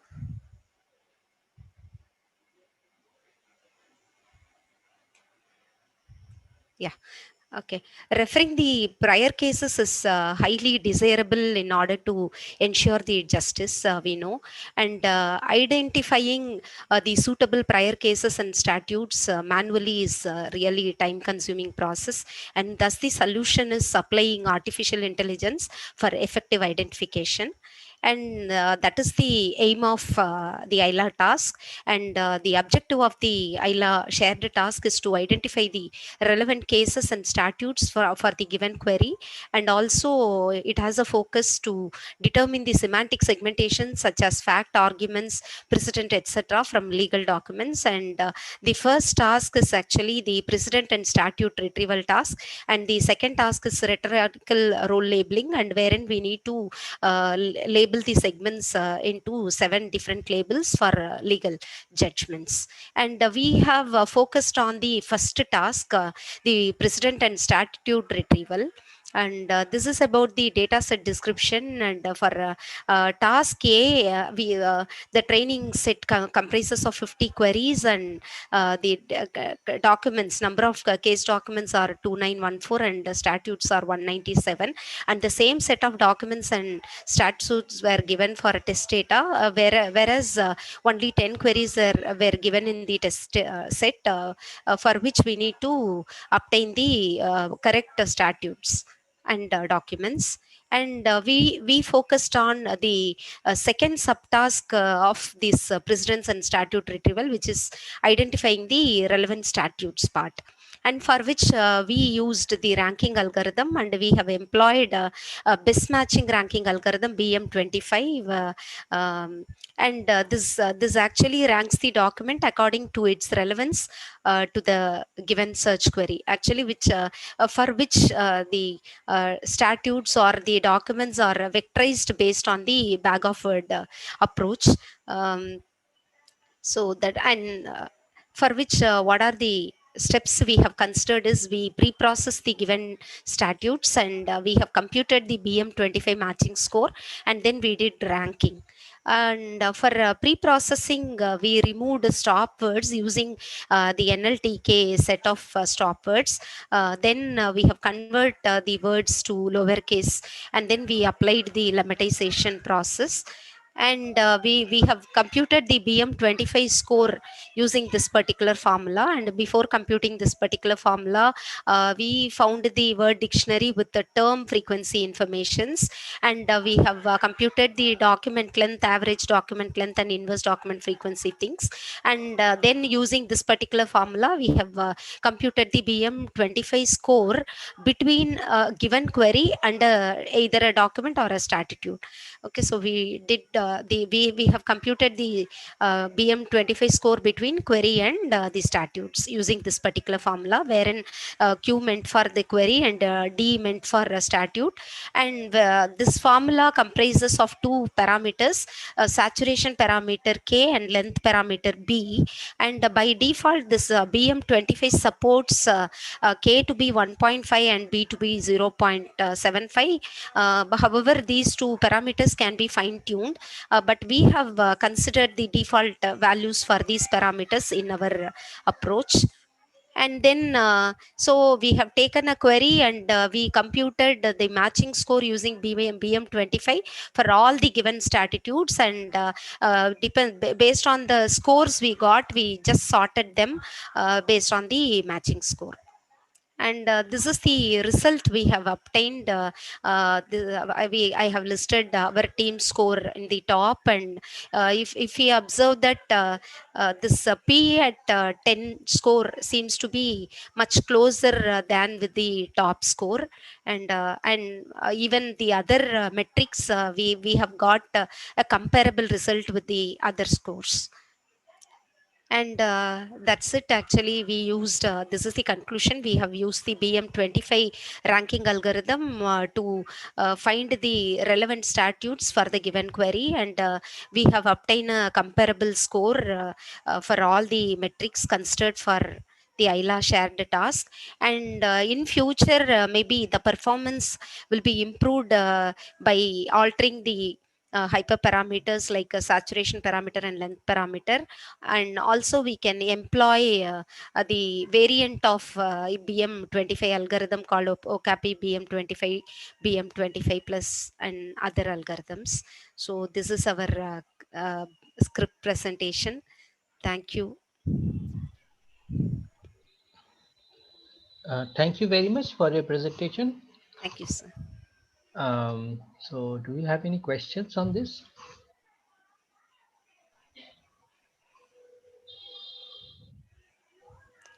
No, I don't think there are questions. So thank you very much. Thank you. Thank you, sir. Thank you. So the next presentation will be by Mongogi. Sorry if that is the wrong pronunciation. Mongogi, are you there? Yes, I'm there. I'm just sharing my screen now. Sure, sure. Please go ahead.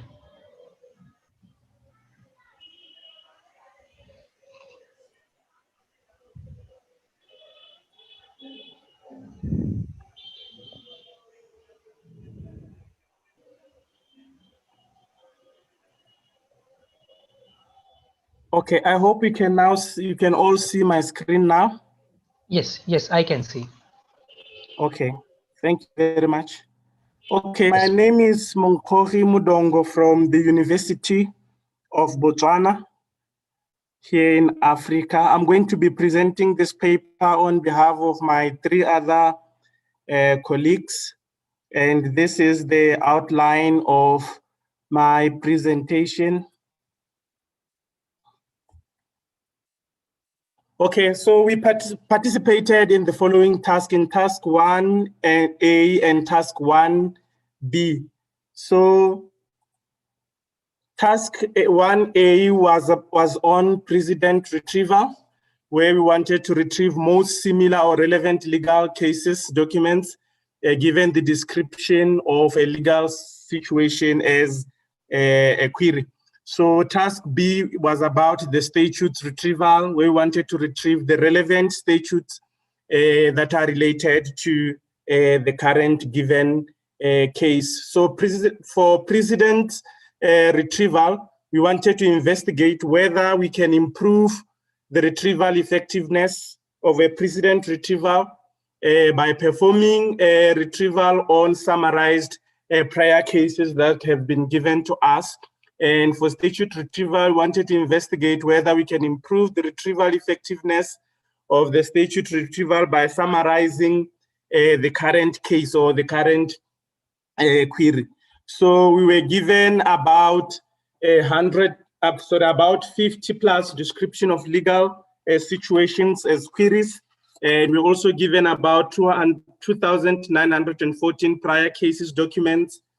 And we were given about 197 statutes. So our work was motivated by two pieces of work by Tuma et al., who used the tech crowd to summarize and generate new queries in terms, new query terms in statute retrieval tasks, and also Rossi and Kaunalas, who combined text summarization, and they also used the generalized language model in the legal retrieval tasks. So I'll start by explaining the text summarization so that I don't continue explaining it in the other slides. So the text summarization that we did here ran or was supported on the Python Natural Language Toolkit. And the algorithm that we're using there is the TF-IDF, which was used to rank and retrieve documents. So TF there stands for text frequency, which is the number of times that a word appears in a document divided by the total number of words in that particular document. So every word has its own term frequency. So then the IDF there is for the inverse data frequency, which is the log of the number of documents divided by the number of documents that contain a particular weight. So the inverse data frequency determines the weight of rare words or the words that are not common on all the documents in the corpus. So for the experimental setting, the retrieval platform was Terrier 4.2 information retrieval platform, which we used for indexing and for retrieval. So documents and queries were tokenized, where we remove the spaces, we remove punctuations, and they were also stamped before indexing and retrieval. Then for document ranking, like I said, we use the TF-ID term weighting model with the default parameters. So this is our experiment for the precedent retrieval. We had 3 runs. So the first run, UB1, was the baseline. Here we performed the retrieval using the original test queries as they are, and also using the original prior case document as they are. We use this as the baseline. Then for the second run, UB2, the second experiment, we used the summarized prior case documents. We summarized the cases or the documents to improve the retrieval effectiveness. Here we wanted to extract only the key concepts from the prior documents. And then lastly, the third run, we wanted to investigate whether we could improve the retrieval effectiveness by now expanding the original queries with the top 10 terms, which are selected from the top 3 ranked documents after the first pass retrieval.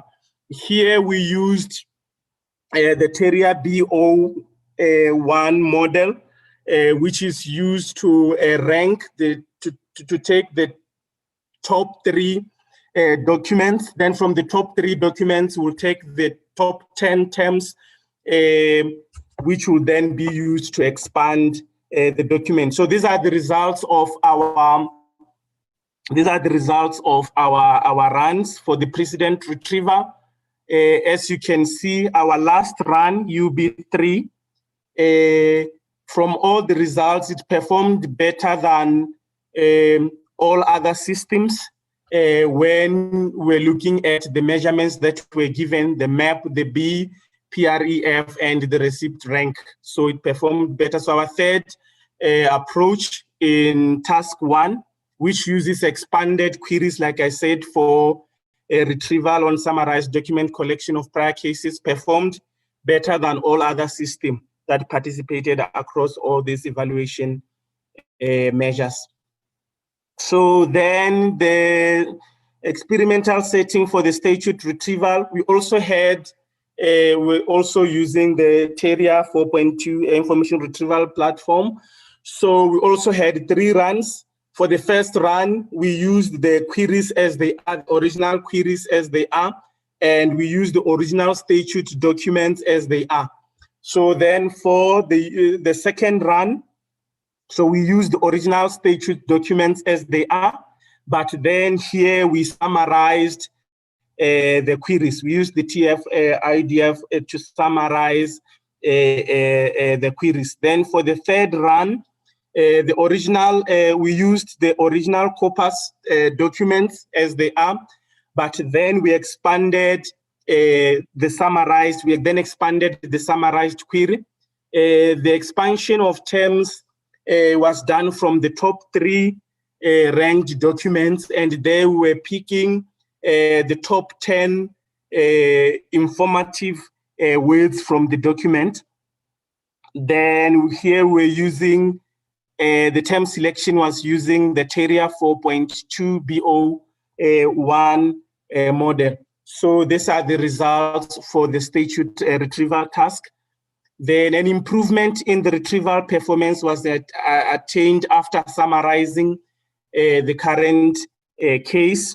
So our approach performed better than all other teams that participated in the task when the system was only evaluated using the receipt rank, which was 0.578. This is the only way we were higher than other teams, or where we think our system managed to perform better than all other systems. So in conclusion, the results of this study and the previous work suggest that the document and query summarization can improve the retrieval performance for both the statute and the precedent retrieval. Then, but however, there's a need to further explore the effects of summarization with empirical evaluation and development of novel document summarization techniques that are mainly tailored for the legal domain. So thank you very much. That will be all from me. Thank you very much for your presentation. Do you have questions? Kripa, I would have a question. Okay. Yes, please go ahead. You said that the summarization is very successful. So summarization makes the documents shorter. You have a quick estimate how much shorter your documents were after summarization? Like how many percent?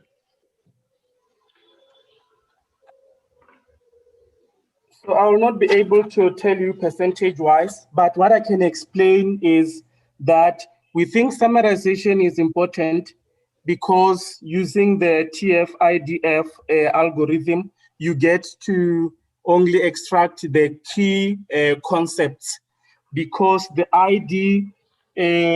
IDF from this algorithm, it means if the term is appearing many times in the document, then it's not, its IDF will then go down. So then it means the IDF extracts only the raw weights from the documents. So that makes it then perform better according to our evaluation. Great, thank you.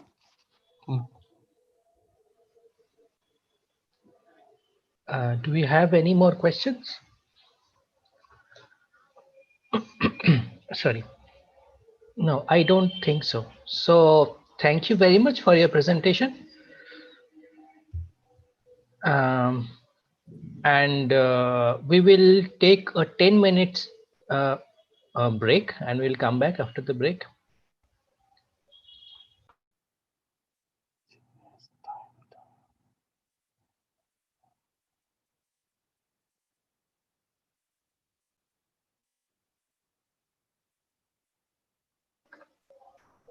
So although I sent you a mail, I'm talking to the ILA track participants. Although I sent you a mail, just a reminder, we are basically archiving all the presentations. And so it will be nice for the people who have already not sent, please mail us your presentations. Thank you.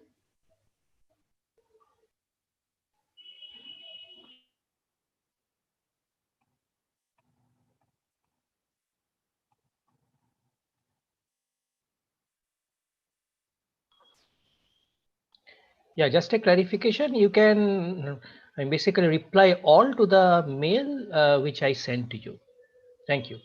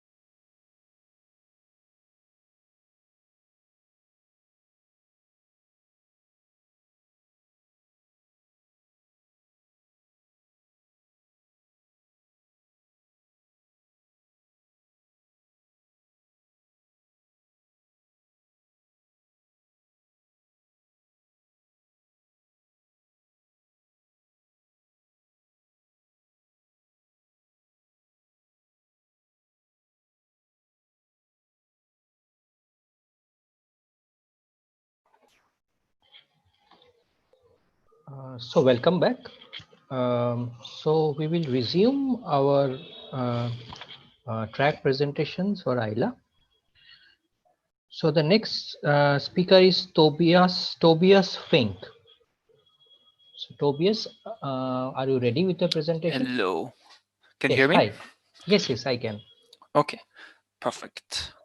Yeah, then I will just share the screen. Sure. Go ahead, please.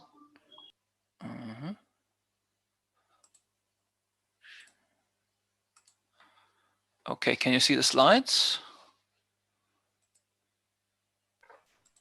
Yes. Okay, perfect. Oops. Yeah, hello. My name is Tobias Fink. I'm from the TU Wien, Technical University of Vienna. And today I'm going to present the work I did on the ILA track called Legal Domain Search with Minimal Domain Knowledge. And this project was partly supported by the Brise Vienna project, which is also the reason why I actually participated at the ILA. Because for the Brise Vienna project, we have to set up a search engine for legal documents, German legal documents. And while I did some information extraction for legal contracts before, I never did actually information retrieval, especially not in the legal domain before. So this is kind of a first for me. And yeah, in the ILA track, the goal was the task was to retrieve relevant documents related to legal documents among around 3,000 prior case documents judged by the Indian Supreme Court and around 200 legal statute documents. And the queries that we received for training are like 50 passage queries. So not ad hoc queries, typical as you would enter into Google, but passages of legal text. And for me as a non-expert, it was already kind of difficult to see, especially for the prior case documents, or difficult to understand why now a document is relevant, or why, for example, a document that was supposed to be irrelevant was actually irrelevant to this passage, or to a particular query. And now the big question was how to approach this search task with so little domain knowledge. And well, we kind of looked at the results from previous years and found that BM25 is basically a strong baseline that was actually usable without too much configuration. It only has two hyperparameters, K1 and B, and it's already implemented in Elasticsearch, which we used for, or which we decided to use for this information retrieval task, this retrieval engine. And while typically in the literature is recommended, it's often suggested to just use for K1 use the value 1.2 and for B use 0.75. We thought it would be interesting to see what if we made a random search over these two hyperparameters and see basically which values would perform best on the given training set. And to figure this out, we used fivefold cross-validation on the 50 training queries that we had during our internal experiments and judged the results using the mean average precision score. And for our run submission, then we used the full 50 training queries as a basis to then calculate the K1 and B for the test runs. We would always just pick 30 different values at random and then take the best results over all the queries. Furthermore, we also applied typical pre-processing methods using the spaCy library, for which we use basically spaCy for tokenization, lemmatization. Further, we lowercased the tokens and we removed punctuation, numbers, and typical English stop words as is in the spaCy library.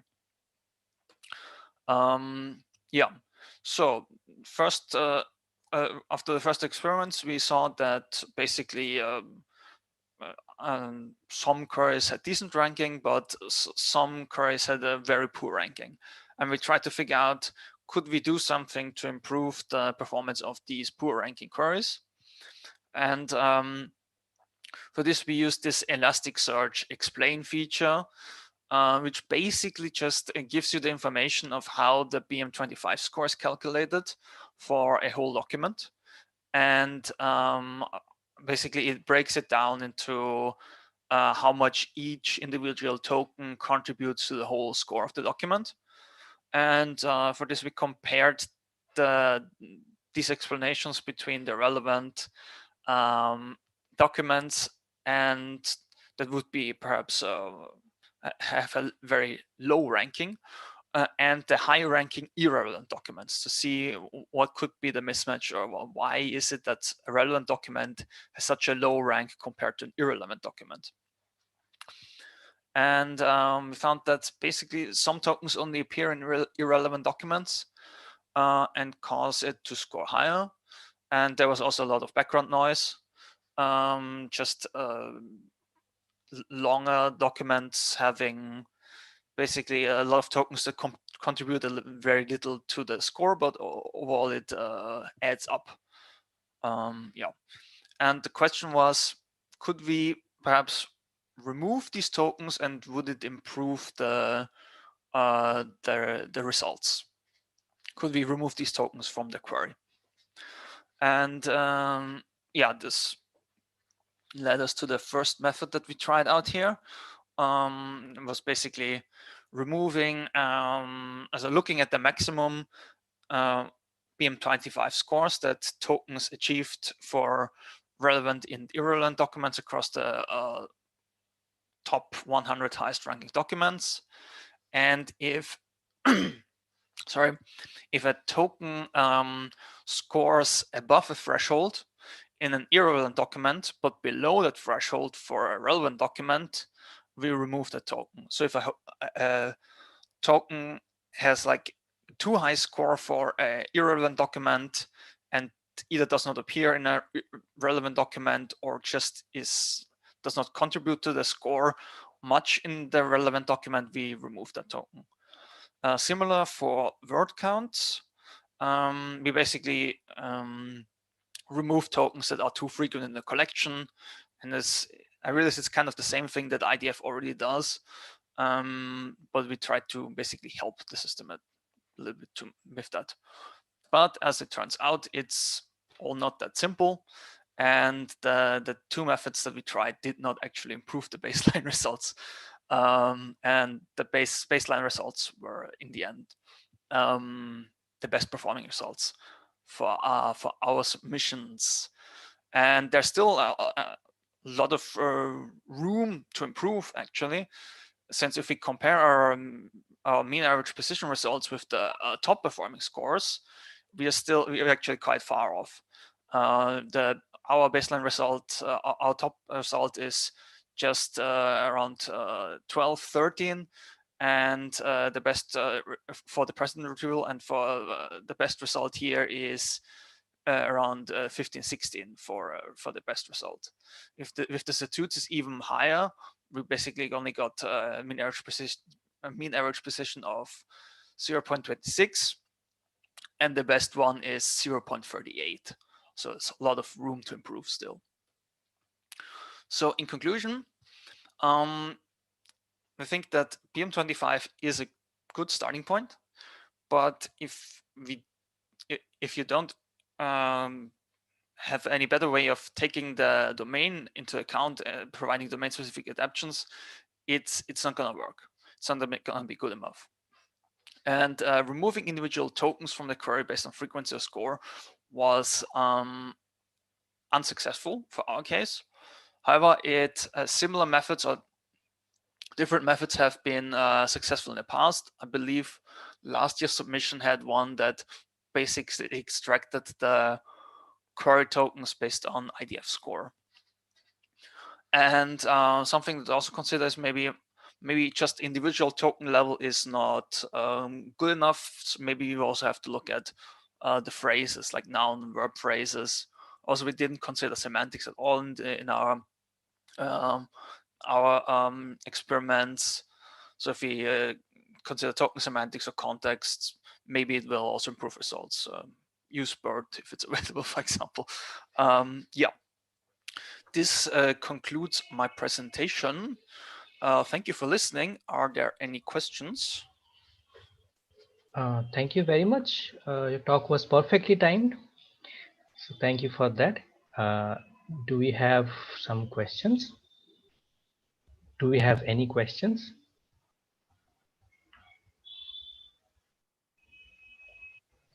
No, I don't think so.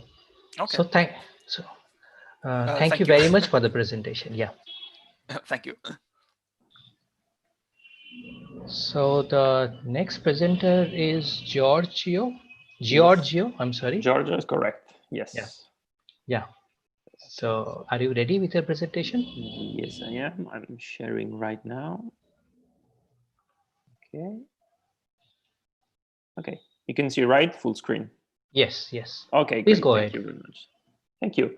So in this paper, in this study, we try to analyze the different performance of very simple approaches that we consider good for starting points as a baseline in this kind of tasks. And the objective is part of a larger set of experiments that we have been carried out in different evaluation forums like CLEF, TREC, and NTCIR. So I'm very glad to be part also in this FIRE family. And the idea is to prepare an experiment and a ranker in order to explain each step of the pipeline and how every part of the pipeline can be reproduced and can be useful for the particular task. And the objective was to analyze two different approaches of token management. So we tried the lemmatization of the words and the stemming of the words. And we tested a very simple TF-IDF cosine similarity approach compared to a BM25. So I'm not going into the details of BM25 and TF-IDF since the colleague before me already explained that. So I've been using this approach of the R programming language, which is called the R tidyverse, which is a set of packages that allows you to organize the code in a very clean way using markdown files, which are a sort of Python notebooks if you are more familiar with Python. So you can write text and embed a source code within the text. So there are packages to import the data, to clean the data, to transform the data, and then to visualize and present the data. So this is part of this universe called tidyverse in the R programming language. And it's nice because you have this way proposed by Donald Knuth a lot of years ago now, called literate programming, where you write text and you embed code so that you can follow. It's just writing a book where you have source code which can be run and can be reproduced every time you run the same code. So you are free to check this code on GitHub. I put a link here and also in the paper.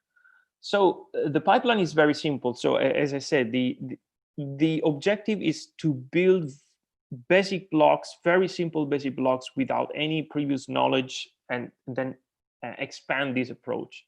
So you can see a few lines, you can read the files, you can tokenize and choose the kind of tokenization, whether it's a stemming or lemmatization. You can filter words like removing stop words or standard stop words list, and then group and count tokens in order to build your vectorized version of the document. So that's the basic idea. And then at the end of these 10 lines, of course, you have to match each document with a query, but the idea is exactly the same of these 10 lines. And you will see in the source code that there are more or less 200 lines for the whole set of experiment for the 2 subtasks. So the classification strategy, or the retrieval strategy in this case, was to first choose the morphological level of the token, whether it's a lemma or a stem, then choose the TF-IDF approach with a cosine similarity or the BM25 to rank the first 1,000 statutes or prior cases. And we use no training or optimization, even though in the code there is some training, but it just refers to the fact that we try to evaluate this approach on the training data of last year, but we didn't use any k-fold or cross-validation approach to optimize parameters. So this is just plain BM25 PMTF IDF without any kind of optimization. So the results were very strange between codes, because for prior cases, we submitted 3 kinds of runs: 2 TF-IDF with either lemma or stem, and 1 BM25 with lemmas. Were strange in the sense that for prior cases, the results were worse than other experiments that some other colleagues and some other researchers did for this task. So, for example, Tobias just said that the BM25 worked not so well, but it worked well. And in fact, if you compare our results with there, it's just better. So I'm curious to see what I missed in implementation of the BM25 that I wrote myself. So that was pretty interesting to see that the performances were very low. On the other hand, for statutes, we got these good results. I mean, considering the fact that we were not doing anything fancy, but just using plain tokens, either stemmed or lemmatized, it's interesting to see that it was probably the 2 second best runs in this task, give or take some statistical analysis. And so it's interesting to see that for the 2 subtasks, this exactly same setting performed pretty well, considering the fact that it was good for statutes and pretty bad in the other case. So in the conclusion, the final remarks, it's good to see that this approach, if you consider the fact that the same approach has been used in different tasks, it's easy to implement and reproduce. You can exactly take the code as it is, and provided that you have the data set, it should work. It has very limited costs in the sense that we did not use any background knowledge. We did not use any particular costly hardware, because there's no hard work training here. And it's a simple approach that performs reasonably well in subtasks, I have to say. And for future work, I wanted to do something that have been started a few days ago, and Tobias have been presented. So I share more or less the same initial results that Tobias presented you about what are the linguistic issue statutes, about the statutes and precedent retrieval, and what are the features, in the sense that what are the terms that contributes most to these good or bad performances. Of course, I would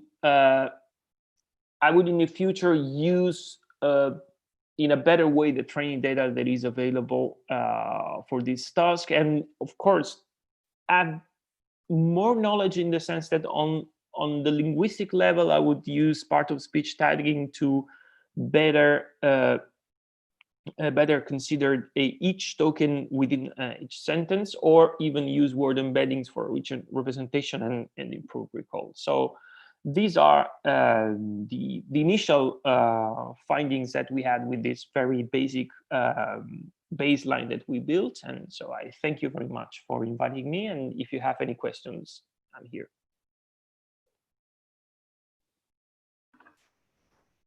So thank you very much for your presentation, and thank you to all the participants for making my job, I mean, a whole lot easier, for wonderful time management by yourselves.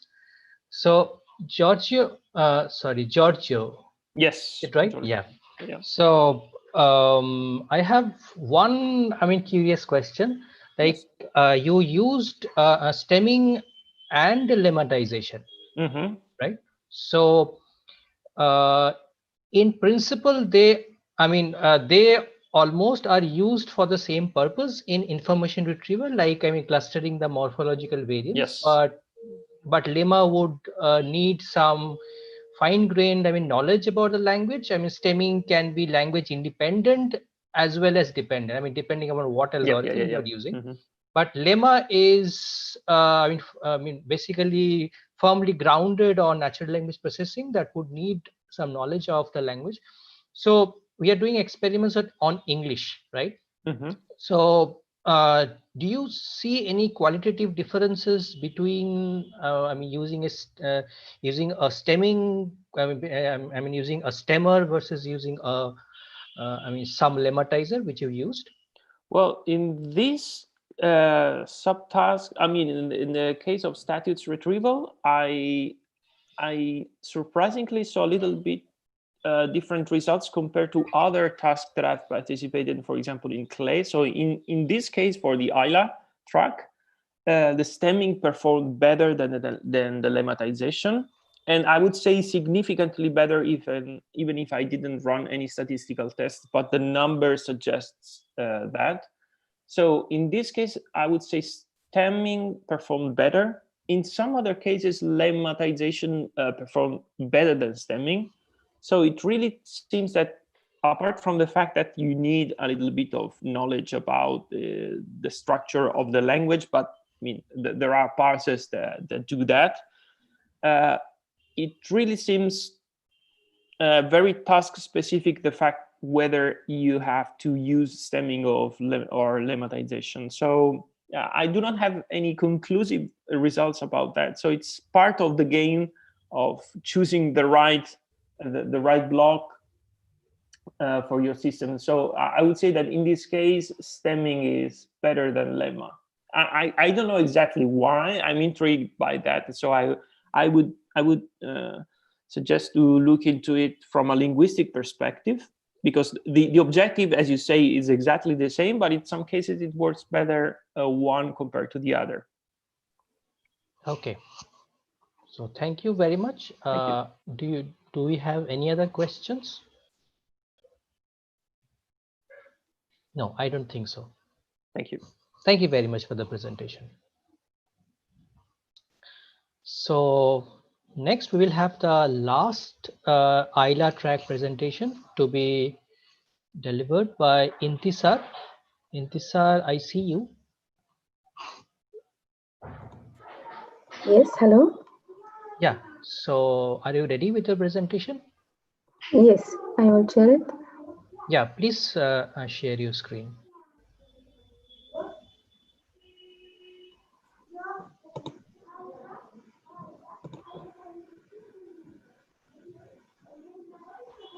So is it visible now? Yes, it is. Please go ahead. Okay. Hello, everyone.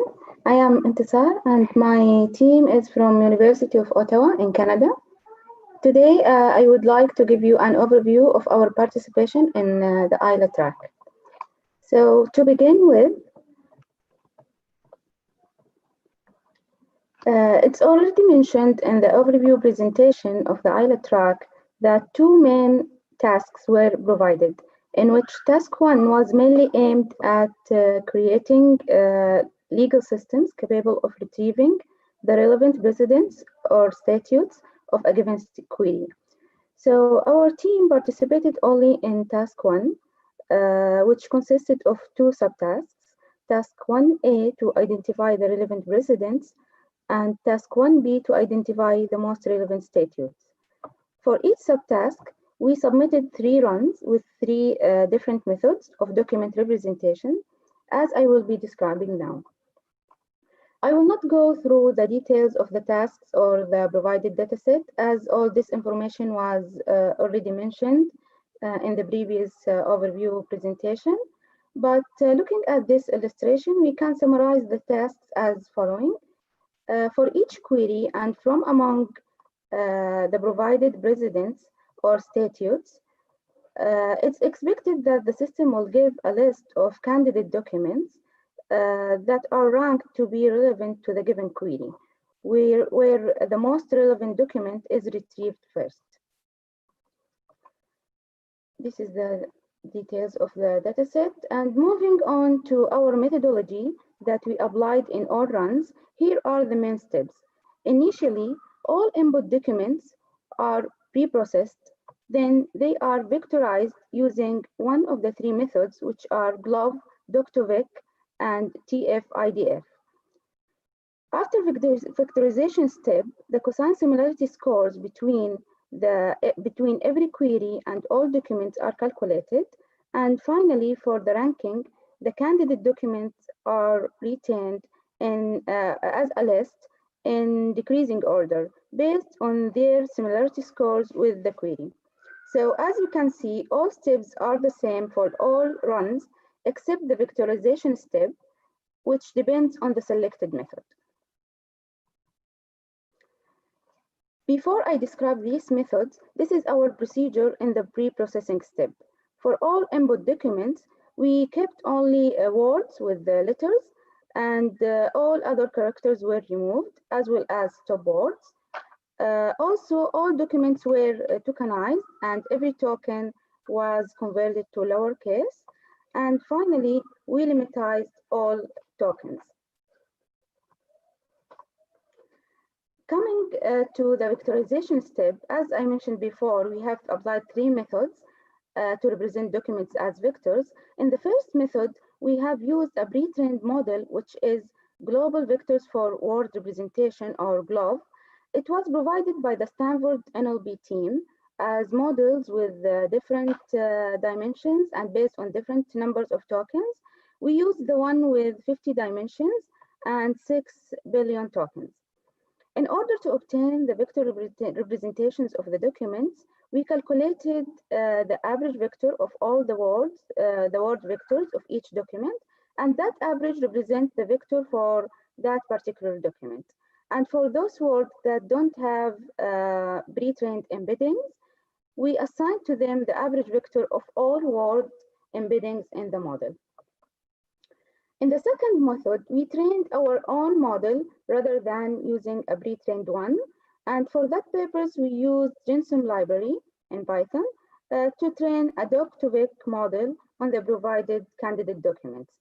Doc2Vec is a method based on Word2Vec approach, but it's generally applicable to the text segments of any length rather than unique words. For this method, each tokenized document is labeled with a tag to uniquely identify documents. Then the trained model is used to obtain the vector representation of each document. In the last method, we used the TF-IDF feature weighting method or measure. In this method, the vector for each document is constructed using the scores or the weights of the TF-IDF. It gives a high value for a given word if that word appears often in a particular document and not frequently in other documents. And for that purpose, we used scikit-learn library. These are the performance metrics results of all our models on the testing data. As you can see, 4 evaluation measures have been used, where the primary one is the MAP score. And according to these results, it's clear that the TF-IDF vectorization method tends to perform better than other embedding methods for both tasks. This is the position of our best performance runs among all other submissions. You can see that our TF-IDF models got a rank of 17 on task 1A and 12 on task 1B. Even though it seems a modest accomplishment, we have learned a lot from this experience.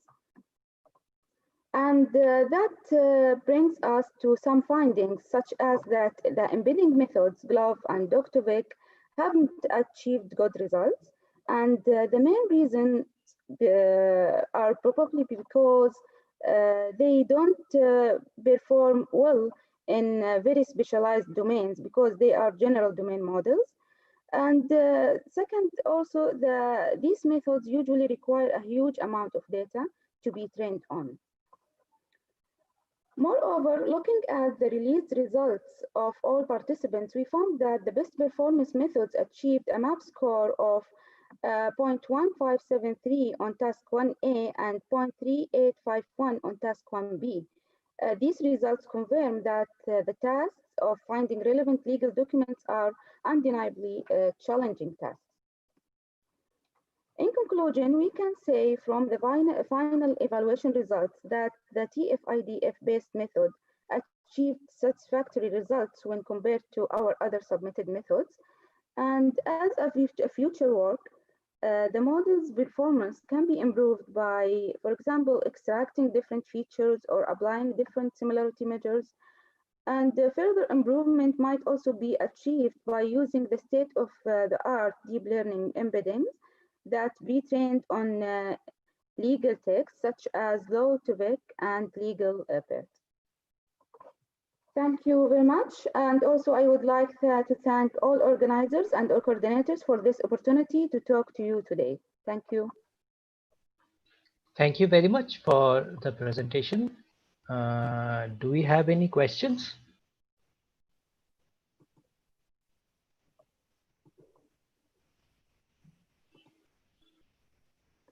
No, thank you very much.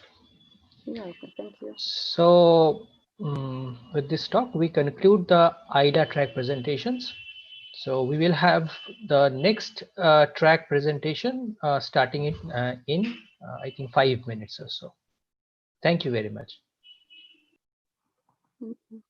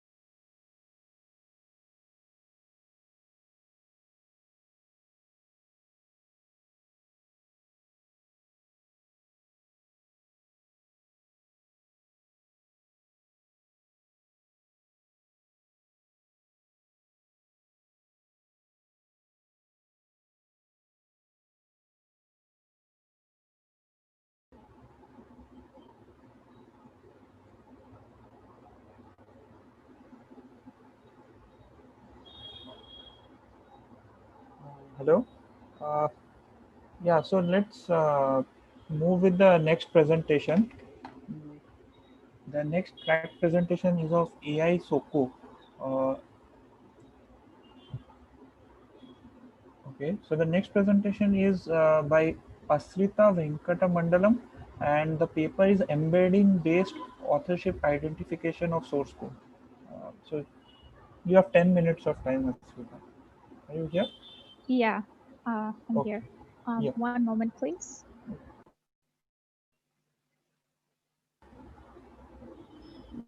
I'll share my screen. Okay, is it visible? Yeah, it's visible. Okay, thank you. So, hello, my name is Asrita Venkatamandalam, and I will be presenting my team's submission for the authorship identification of source code track of FIRE 2020. Our paper is titled Embedding Based Authorship Identification of Source Code. My co-author is Dr. Abhishek, an assistant professor, and we are from its Pilani, the Pilani campus. Yeah, so this is a short table of contents. For the problem description, as mentioned in the track overview presentation that happened on Wednesday, we've got a set of source codes from Codeforces. The aim was to identify the author of the given code. For the data set, we have 50 codes per user or programmer for the training set, and the rest of the codes were split equally between the validation and the testing data sets. Each user contributed a total of 100 codes, and there were 1,000 users to be identified. So for related work, Ali Fadel and his team created the dataset and provided an overview of the task and the creation of the said dataset. Khalistan Islam and their team attained high accuracies by creating abstract syntax trees from the input source codes. They then used them to extract features and fed those features to their classifier. Their dataset was the Google CodeGem dataset, if I'm not wrong. And in a more recent paper, Abu Ahmed and their team described a CNN-based approach. So their methodology was tested on C++, Java, and Python, and they achieved a higher accuracy than Khalistan Islam's team. So they used the same data set as them. They showed that their method was not specific to any language. And one key point that we noted was that their data set also had a high number of categories or programmers to identify. It was around 1,600. So for pre-processing, we decided to remove all the punctuation. And at first we tried keeping it and we received a lower accuracy. In contrast, removing stop words like keywords of C++ such as define or include, C and CL, they happen to reduce the accuracy, so they were left in. For the so we decided to test out two models. The first one was based on TF-IDF vectorization and the other one on word embeddings. For the TF-IDF method, for the feature extraction bit, we extracted both unigrams and bigrams and got the top 3,000 features. For the classification part of this model, we decided to use a simple neural network with a dense layer, a dropout of 80%, and finally a layer to classify and identify the author. So 80% for a dropout rate is quite high, and this was done to prevent overfitting. Early stopping after was also used, and this was done after the validation loss showed no improvement after 5 epoch cycles. So coming to the word-to-vec model, we decided to train a continuous bag of words or a CBOW and scriptgram architecture models to get two sets of vectors. So over here, the dimensionality of each was 150. We created an embedding matrix, and that was used in our embedding layer. So we noted that although CNNs were they're predominantly used in image classification, they have also been used in language modeling tasks as well. So the dropout rate was high here as well. I think it ranged between 0.75 to 0.85. So this was for the same reason as mentioned previously. And we also use batch normalization and early stopping to combat overfitting. So for results, 1 second. Yeah, so the names were taken from this slide, and we decided to call them each by these short forms. So the ensemble model that achieved the highest accuracy consisted of 5 different CNN classifiers, each with slightly different parameters, such as the one-dimensional convolution window and different dropout rates that ranged from 75% to 85%. It achieved the highest score of these 3 tested models, and it achieved an accuracy of 90.64%. The other 2 models received an accuracy of 90.27% and 87.9%. Overall, we achieved a rank of 8 and cleared the baselines that were provided in the beginning of this track. For error analysis, we noted that unlike previous works, such as Abu Ahmed's work, our classifier was a simple classifier model. It did not concatenate multiple layers and so on, and that was done to prevent overfitting. So the users with the greatest F1 scores had unique function and variable names, unlike the lower scorers that had non-descriptive function names and variable names. Most of them had generic names such as I and J. So the higher scoring users use the same set of names for the identifiers defined by the hash defined directive. So as we can see in this picture down here, so this was a sample taken from one of the codes, and it must have been copied and pasted at the beginning of every code written by that user. And this is usually done to save time during Codeforce's contests that happen daily or weekly. In conclusion, feature extraction worked quite well while identifying authors, and it played a major role. So for future work, we would like to test it out for multiple languages.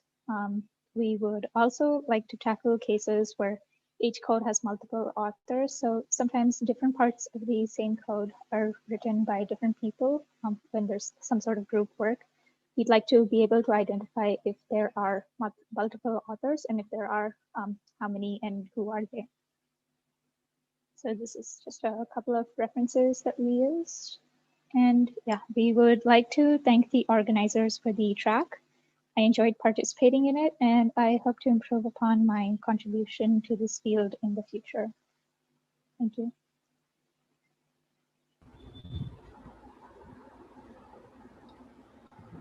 Any questions from the audience?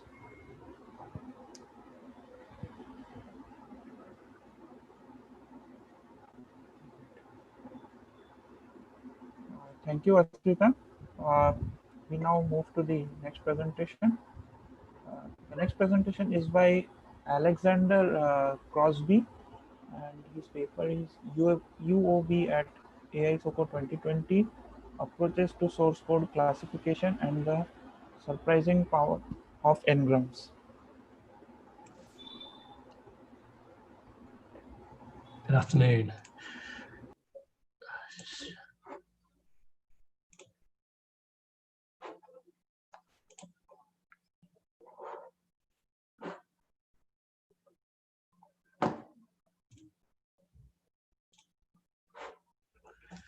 So hello and welcome to our presentation at UOB at AI SOCO 2020, Approaches to Source Code Classification and the Surprising Power of N-grams, presented by myself, Alexander Crosby, and co-authored by Harish Madabushi from the University of Birmingham in the UK.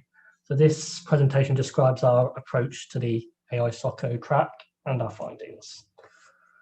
So, as mentioned on the 16th, the AI SOCO track involves the problem of identifying who wrote a source code from a pool of 1,000 potential authors. The way we approached this task was through the evaluation of a number of different vectorization techniques to identify which approaches best encapsulate an author's unique writing style that can then be detected with a machine learning model. Firstly, a brief description of how we tackled the task.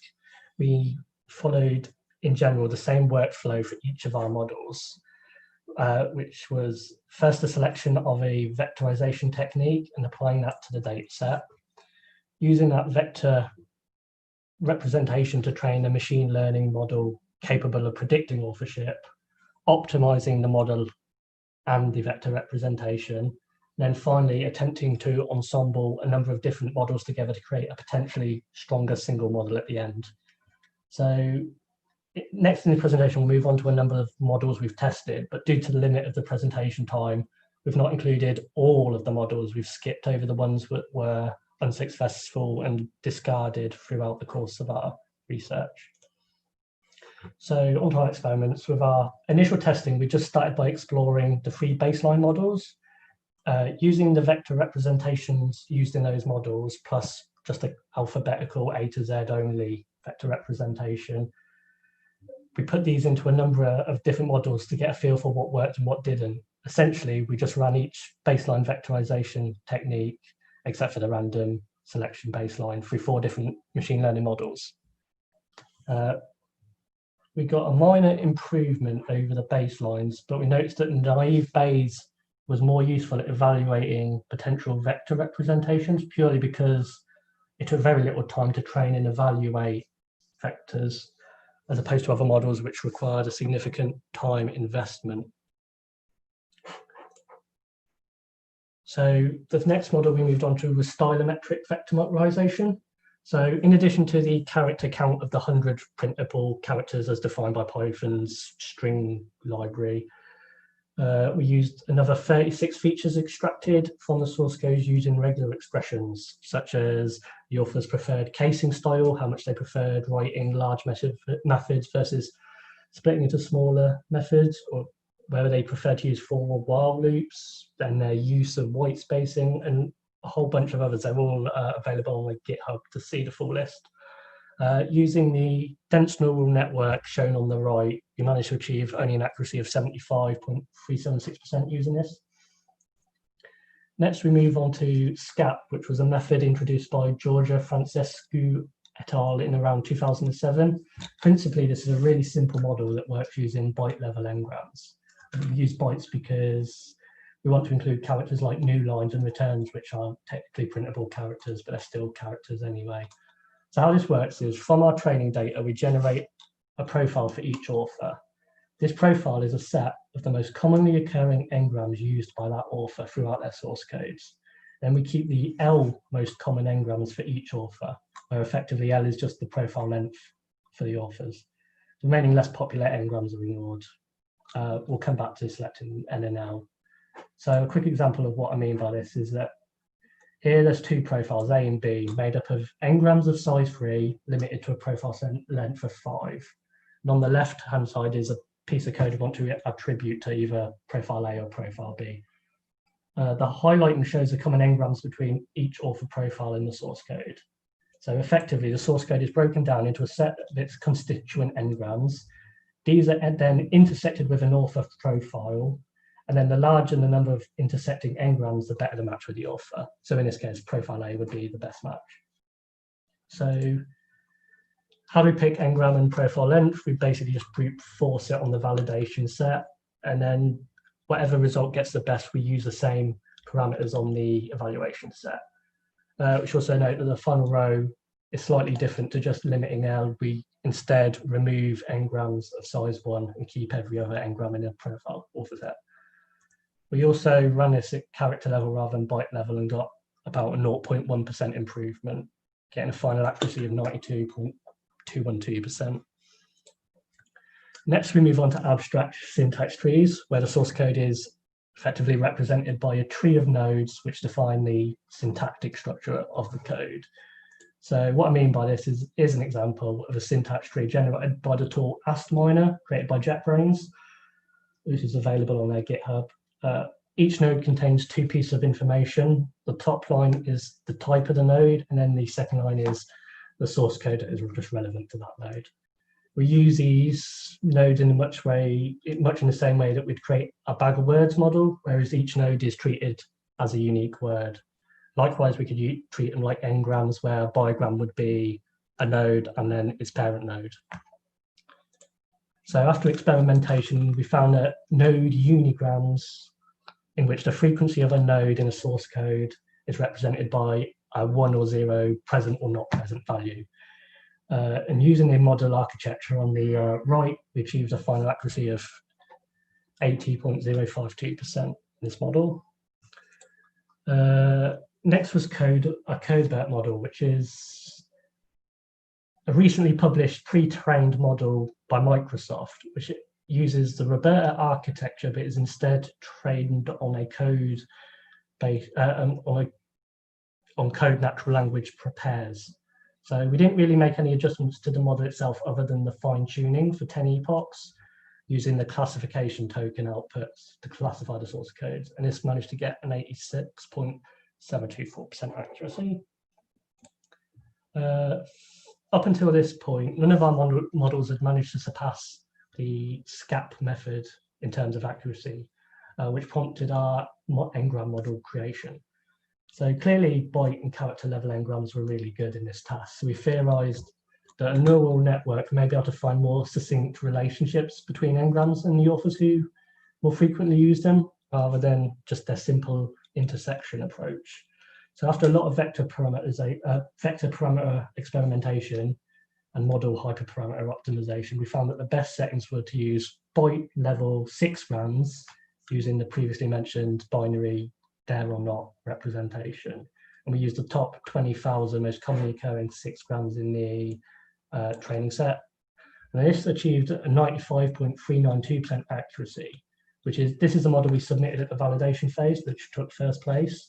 It's slightly higher in this because we performed a bit more optimization after that phase had ended. And our final model was a bag of words model. So this was designed with comments in mind. For example, these 3 pieces of code, while it's obvious based on the first 2 comment lines that these are probably by the same author, the first source code is misclassified by all of our other models.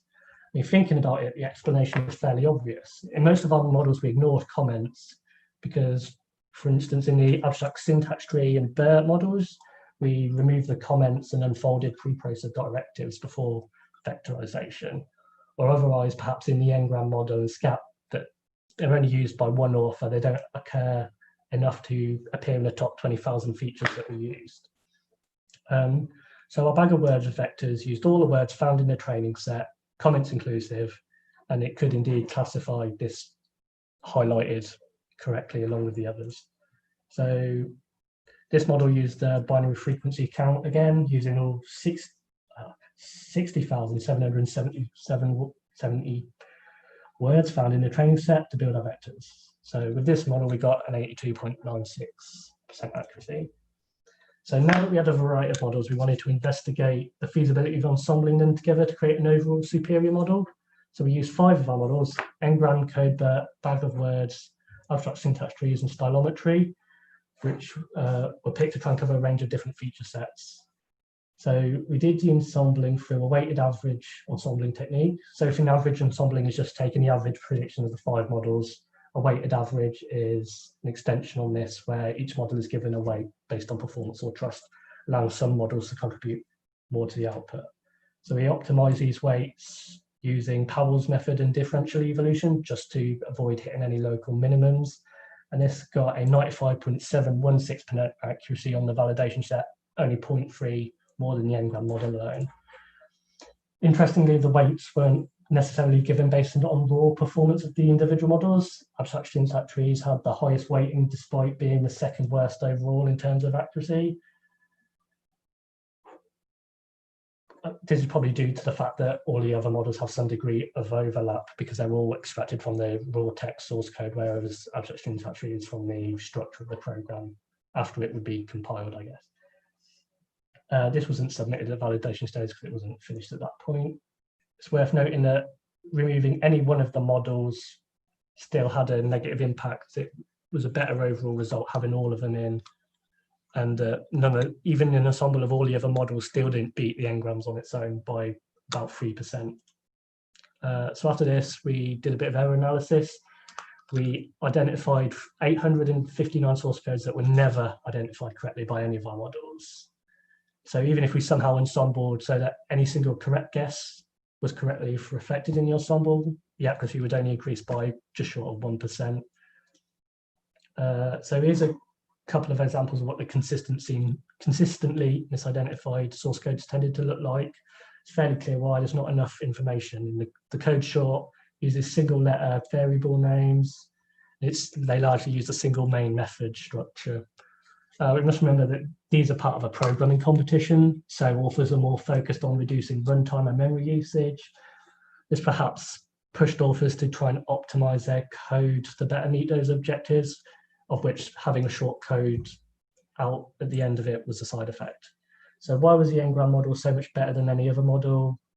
Well, the model on the code on the right was an example of what the n-gram model could actually get right, despite it being very similar to the example on the left, which was consistently wrong by every other model. So it's clear there's some combination of features, even in these short source codes, that even the n-gram model could sometimes pick up on. We don't actually know what exactly these features are due to the black box nature of neural networks. But it's likely a large number of different small impact factors, such as the choice not to use a return in the main method of this code on the right, or the use of spacing between the include and the namespace declaration. But overall, the result was that whatever any other model could predict, the n-gram model could pretty much correctly guess the same and plus get all these extra other source codes.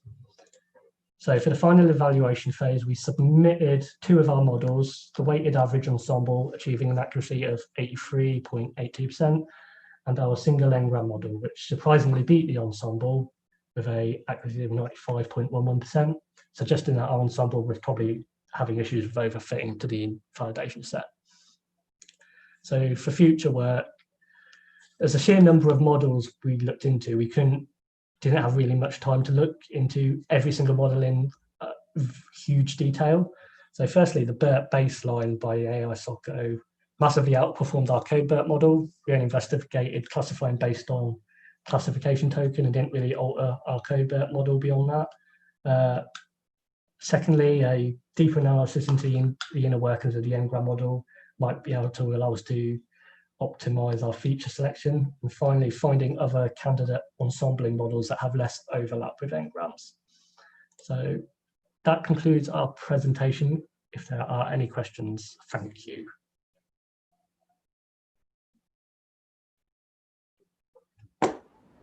Any questions from the audience?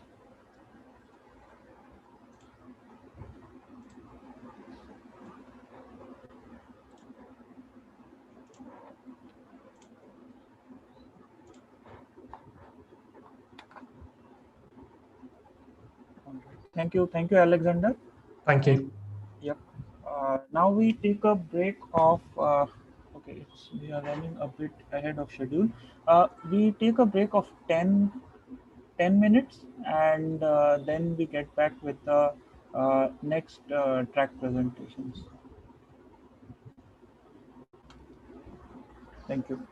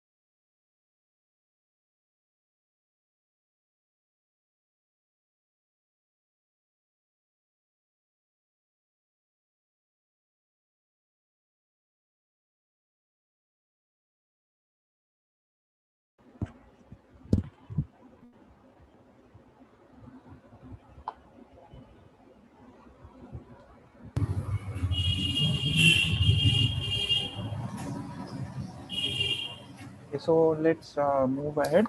And next we have the CAIR track presentations, and it will be chaired by Suchana Datta. Suchana, are you here? Yeah, I'm Okay. here. Can you Yeah. hear me? Yeah, I can hear you, and you can take over now. Okay, great. Thanks, Rupendu. Okay, welcome back to Fire to Integrity.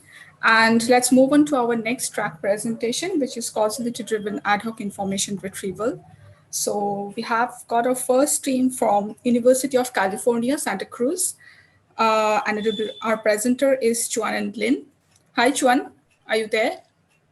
Hi, yes. Yeah. Could you please share your screen? You can start your presentation. Okay, let me share my screen. Yeah, great.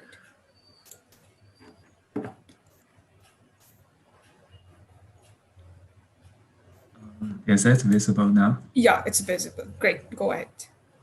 Okay. Yeah.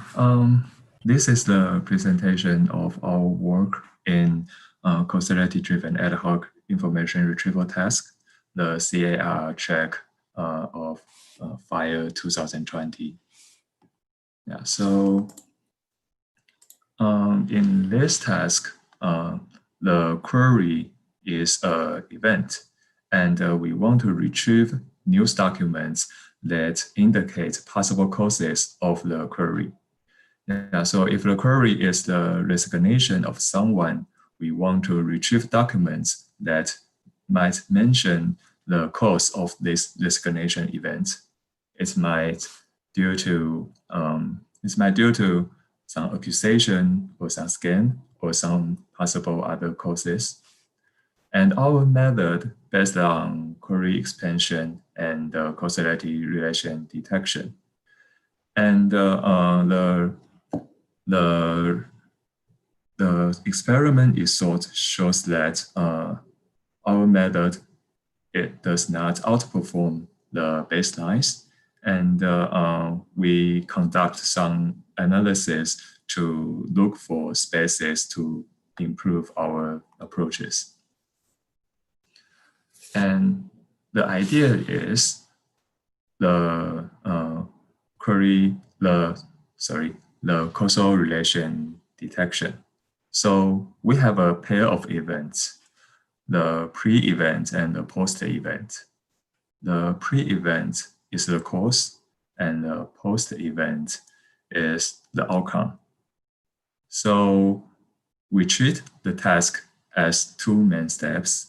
The first step is to, given a post-event, given a query, we want to find a possible pre-event.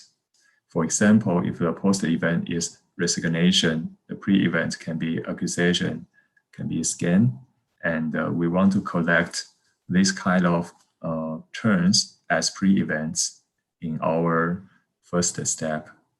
And in the second step, we want to retrieve documents based on these pre-events we just extracted.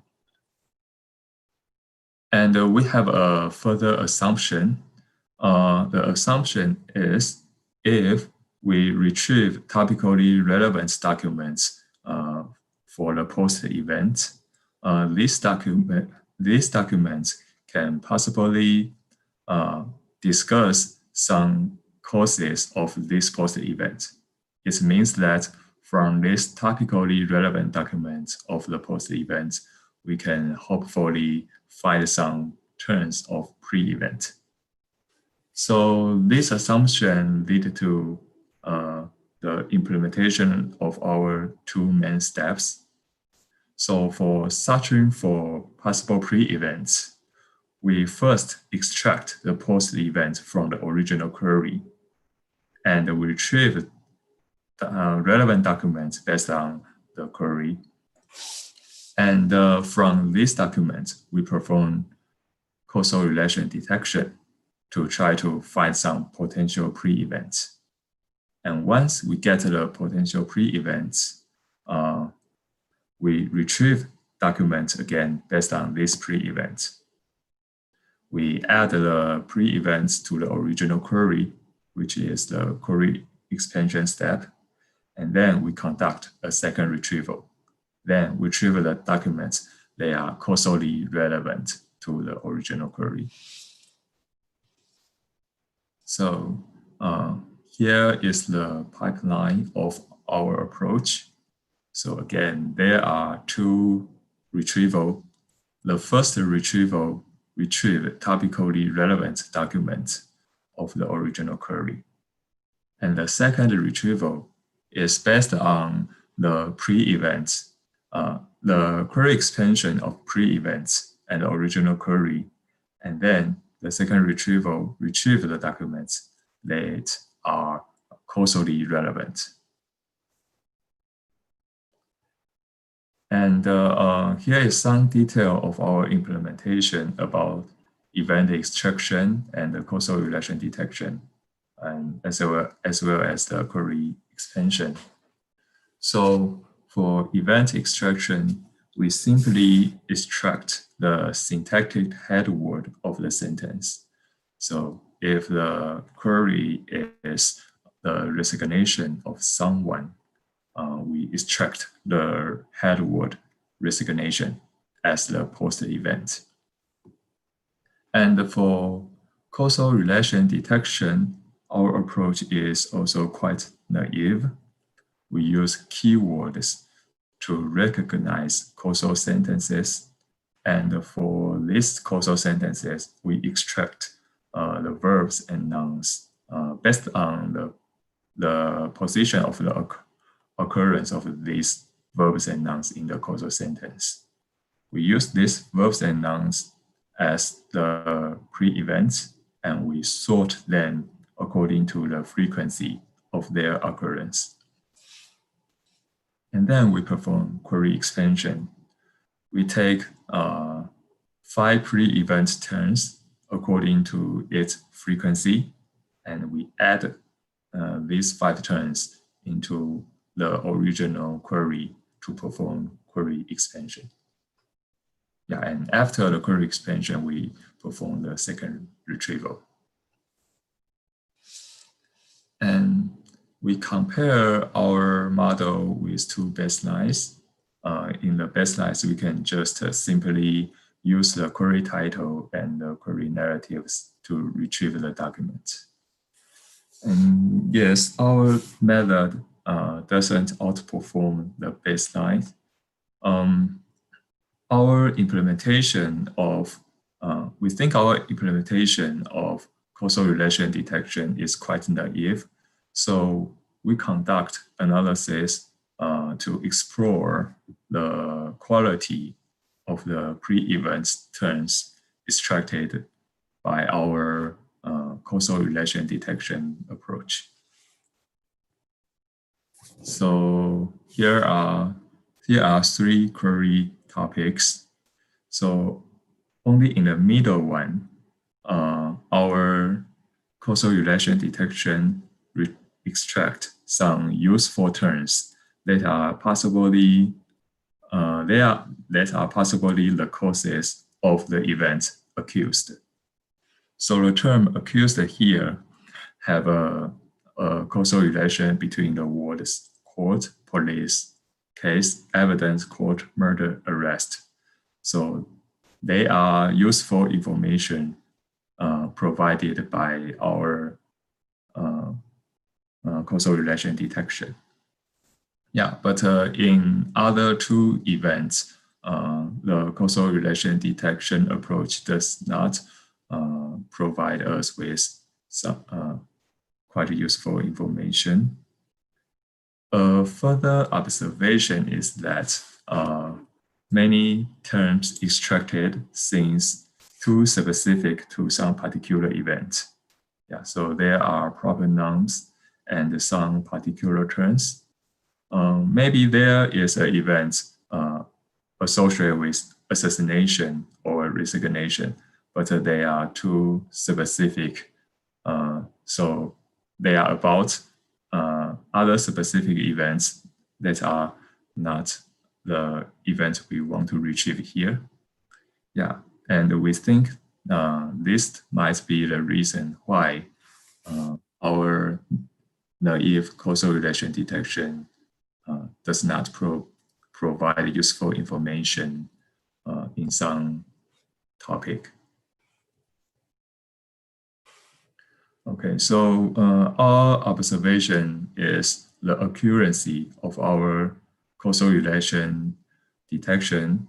Our pre-event extraction method is affected by the topic. Yeah, if the topic, if the relevant document of the topic discuss some particular event,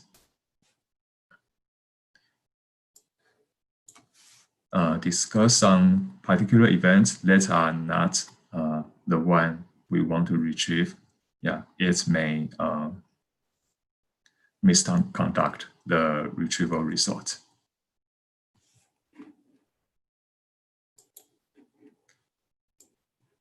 Okay, and then we infer the difference comes from the frequency of the particular events being reported on the news.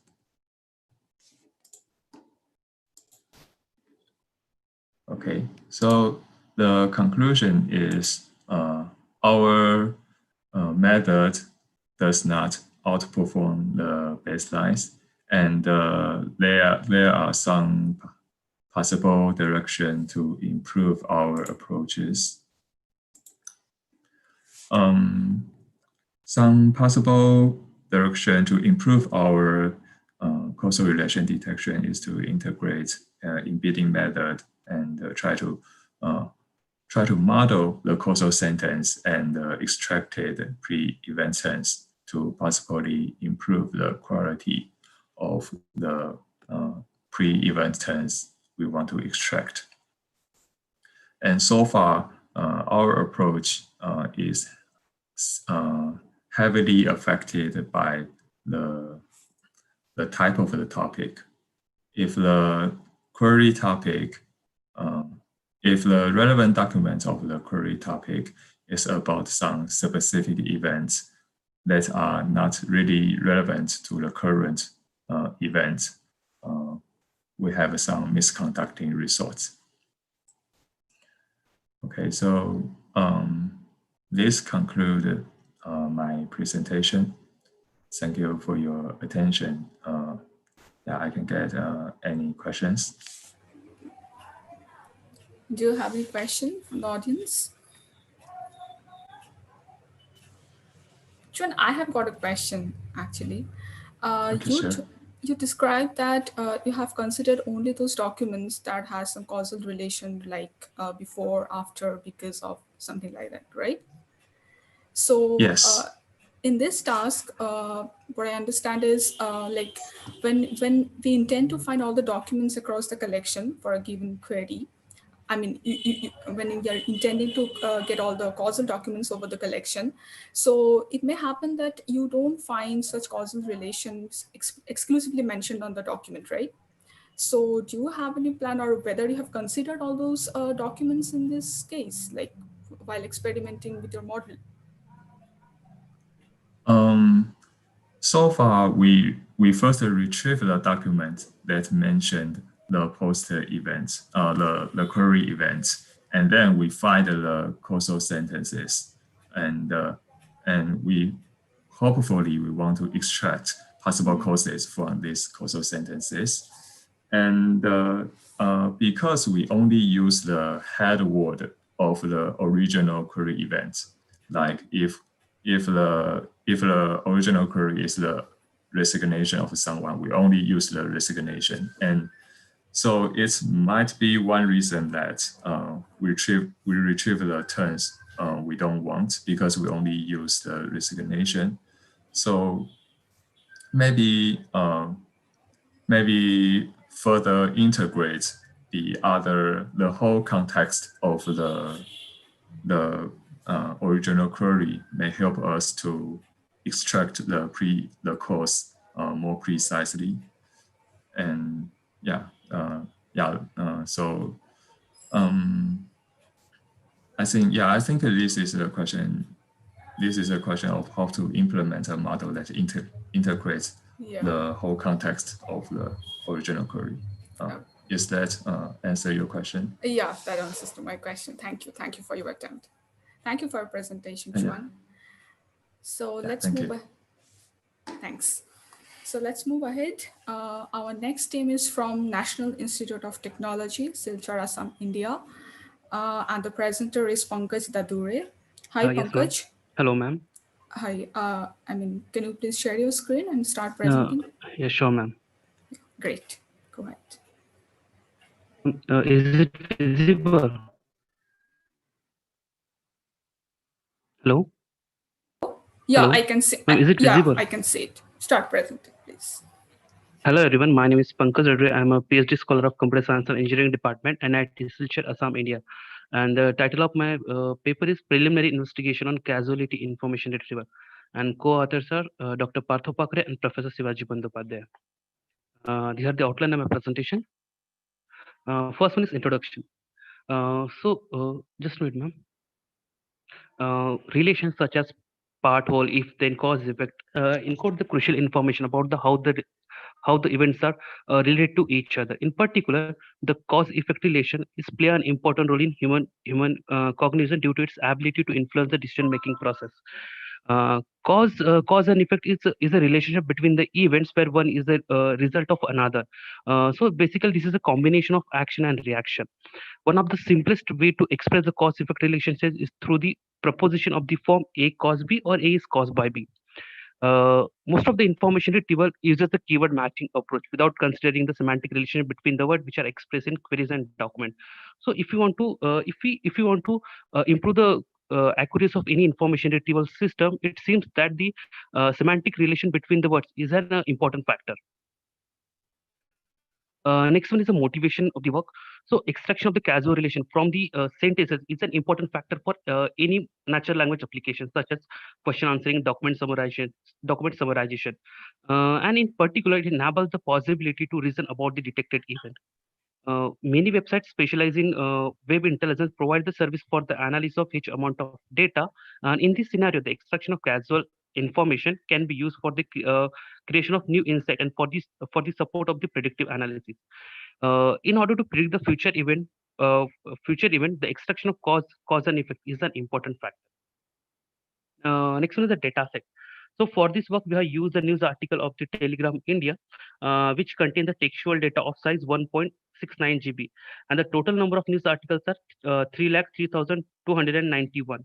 And to test the proficiency of the proposed approach, we have used the 10 text-based queries. Sorry, 15 text-based queries. Next, methodology. So first model of my system architecture is pre-processing. So in pre-processing, we have first performed the extraction of abbreviation and full form. Abbreviation and acronym are most common term in any text article.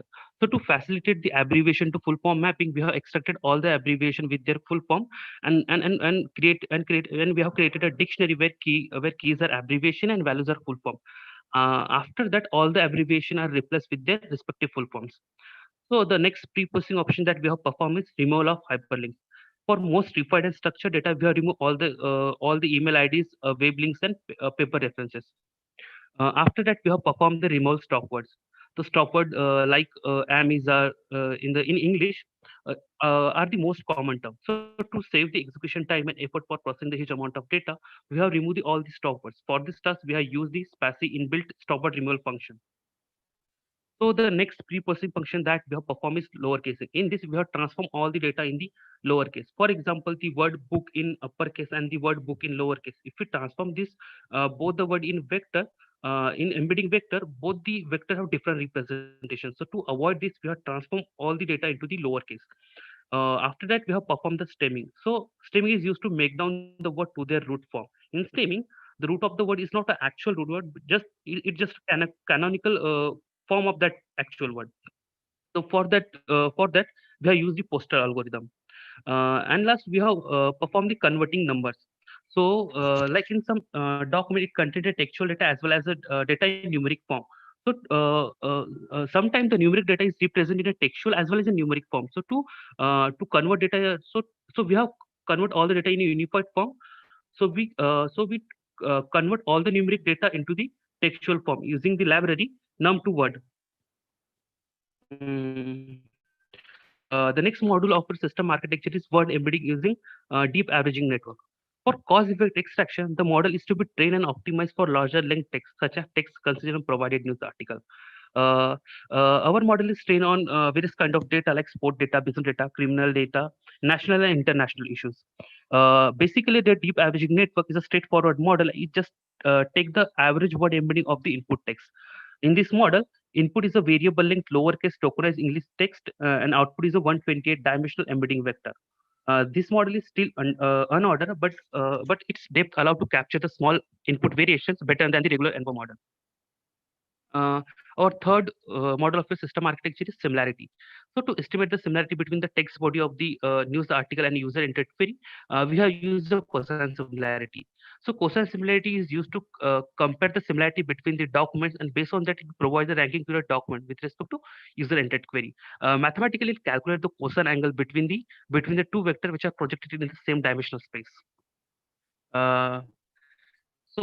This is our obtained result for the task causality ad hoc information retrieval, in which we have achieved the last position with mean average precision equal to 0.0577 and precision at 5 equal to 0.2600. This is our primary investigation. In future, we will try to come up with the new methodologies and better result. This is the snippet of the retrieve article for the query acquisition Jaidat, in which first and second one is relevant to query, but third one is not.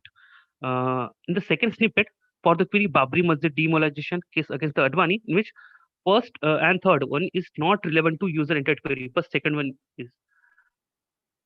Next is conclusion and future scope. So this is our primary investigation in the field of information retrieval from causal related document, in which the DAN-based universal encoding model prepared the long sentence level embedding that shows the strong influence in the retrieval of causal related document. However, the proposed approach are computational less expensive with little lower accuracy. This depicts the room of improvement for the inclusion of highly balanced technologies. In future, we will try to use some other deep learning techniques to capture the implicit and ambiguous causal relation. Next one is acknowledgement. So author would like to express their gratitude to the Department of Computer Science and Engineering and Center for Natural Language Processing, NIT Silchar, India, for providing the infrastructure facility and support. These are my references. Thank you. Thank you for your presentation, Pankaj. Do we have any question from the audience?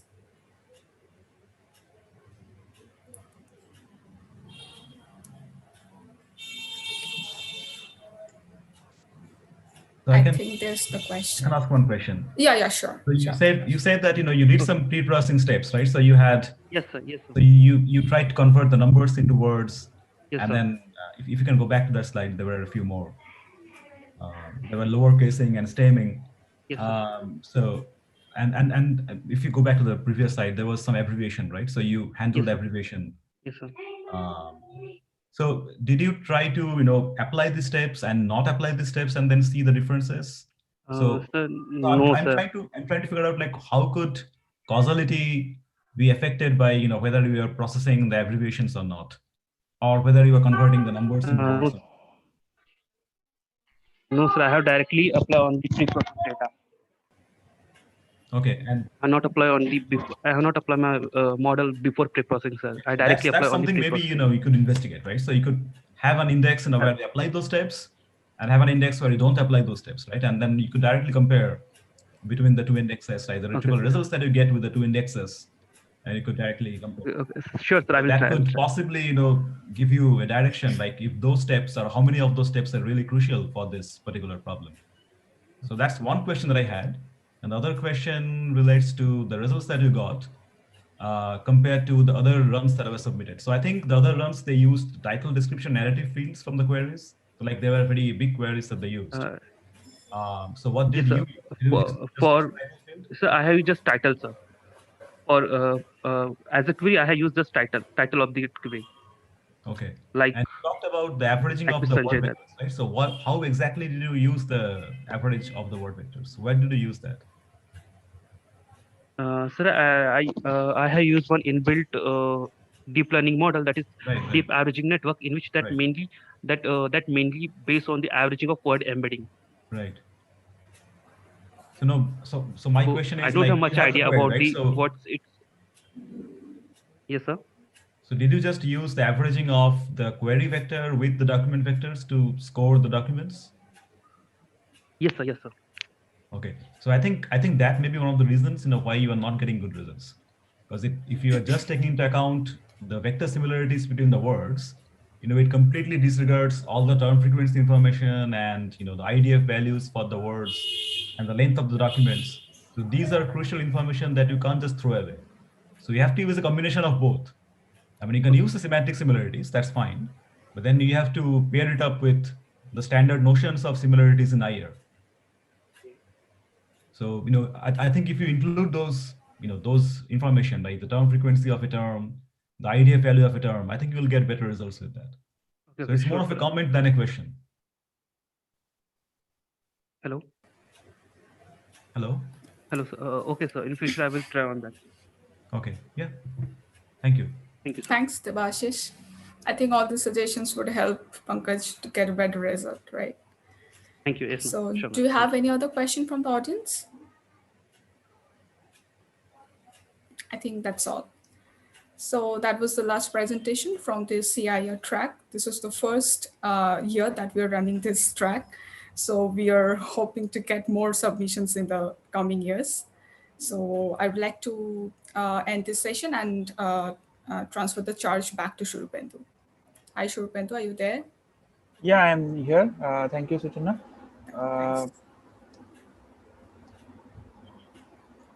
Okay. Tirthankar, will you be chairing the CEREX session?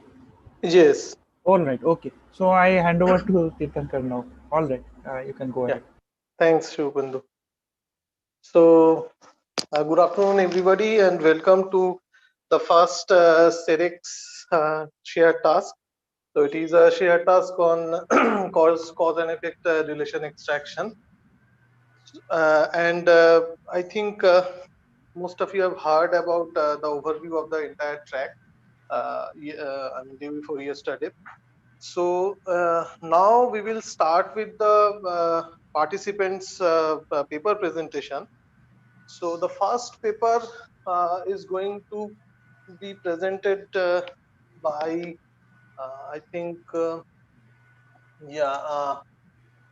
Muhammad Akram Hussain, and the title of the paper is Feature Fusion with Handcrafted and Transfer Learning Embedding for Cause-Effect Relation Extraction. The paper has been submitted from Chittagong University. So yeah, over to the author. Yes, sir. Can you hear me? Yes. Okay.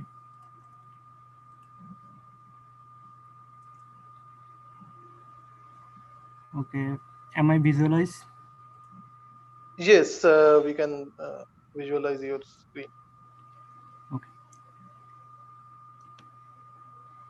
Hi everyone. I'm Muhammad Akram Hussain from the University of Chittagong, Bangladesh. Today I'm going to present my I'm going to present my title as Feature Fusion.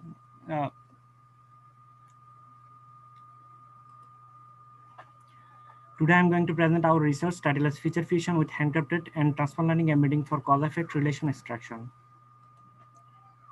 Here is my today's presentation outline.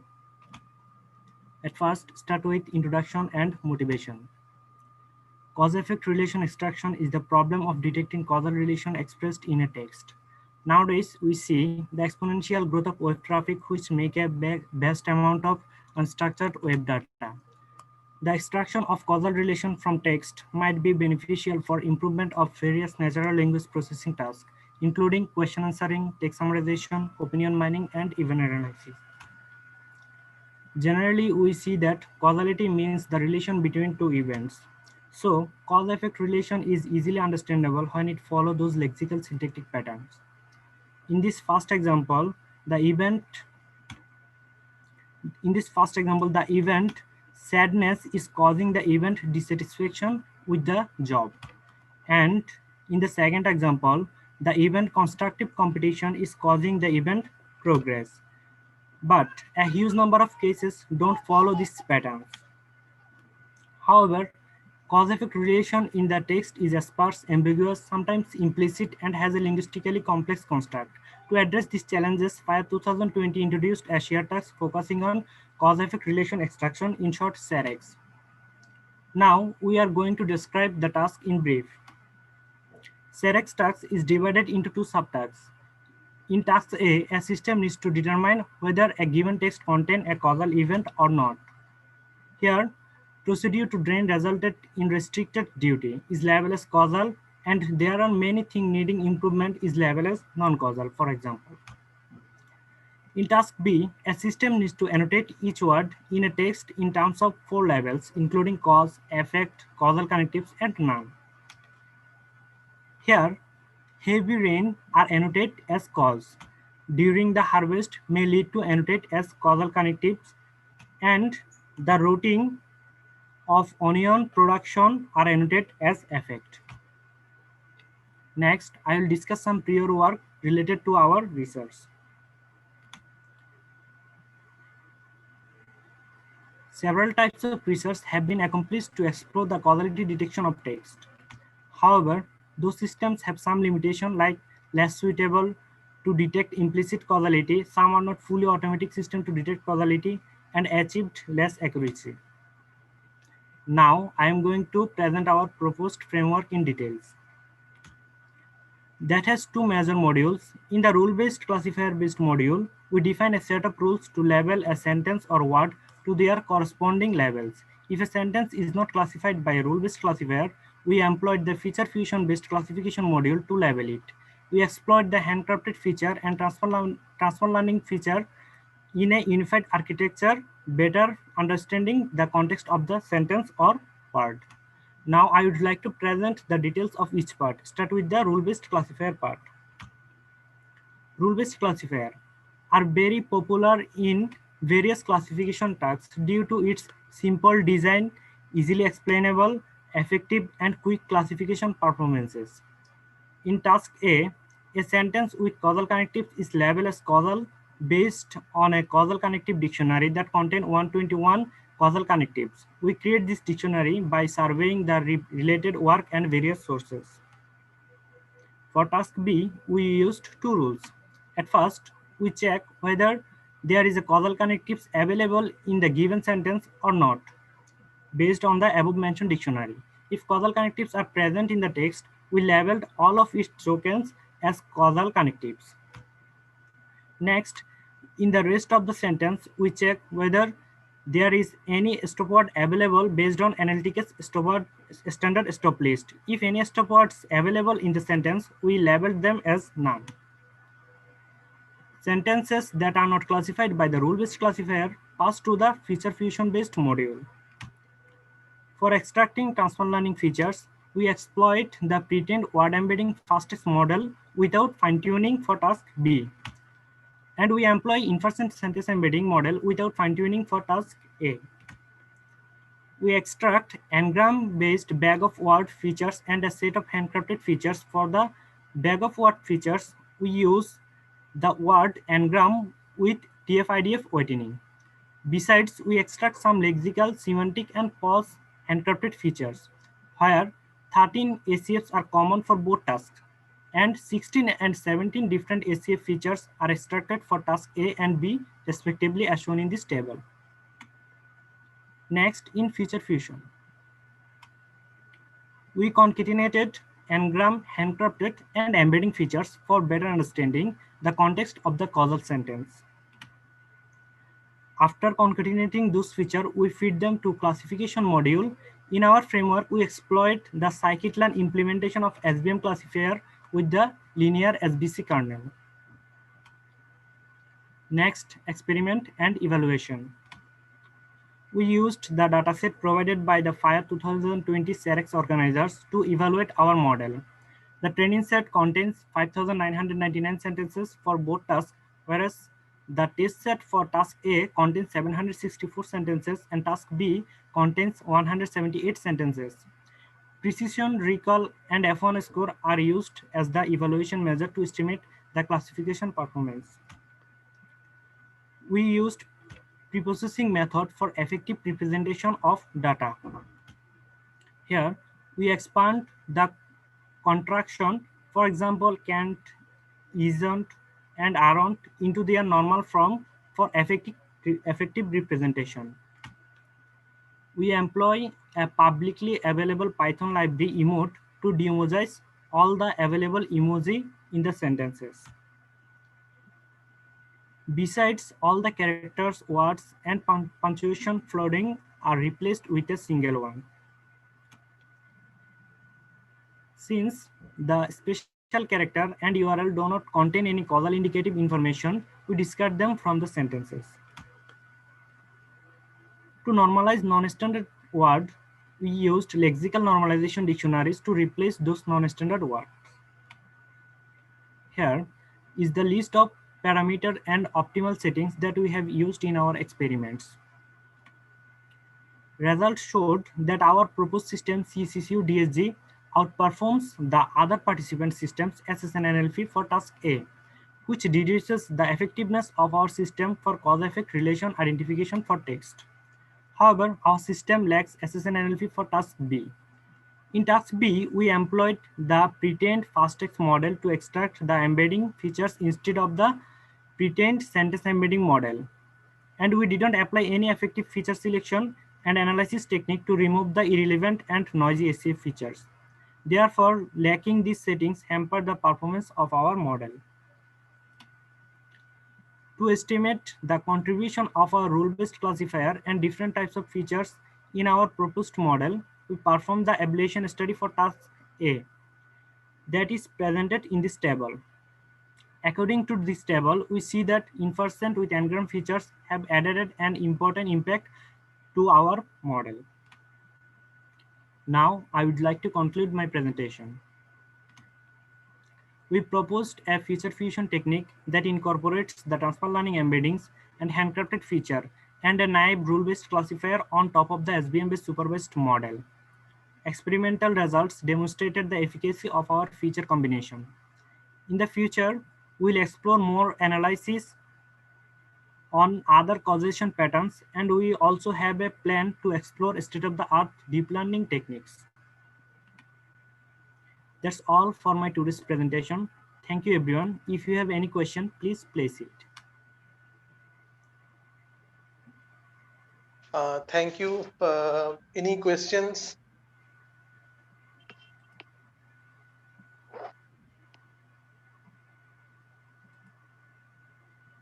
Okay, so if there is no question, so I have got one small question. So actually you have used a lot of different type of features, but did you try with more, deeper syntactic features like using parsing and those kind of things, I mean, dependency relationships between entities or events? So have you tried with those kind of feature sets? No, sir, we didn't try this kind of features. We have a plan in near future. We'll try it.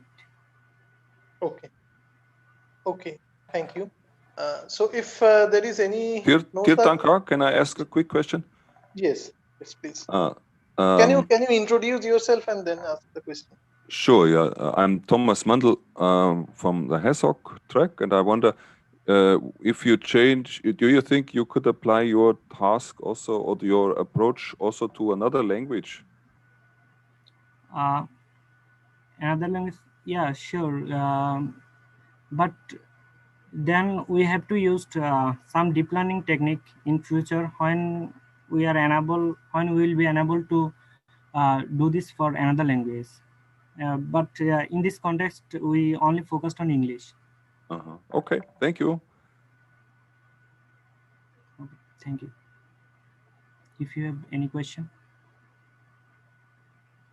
So if there is no other questions, then we can move on to our next presentation.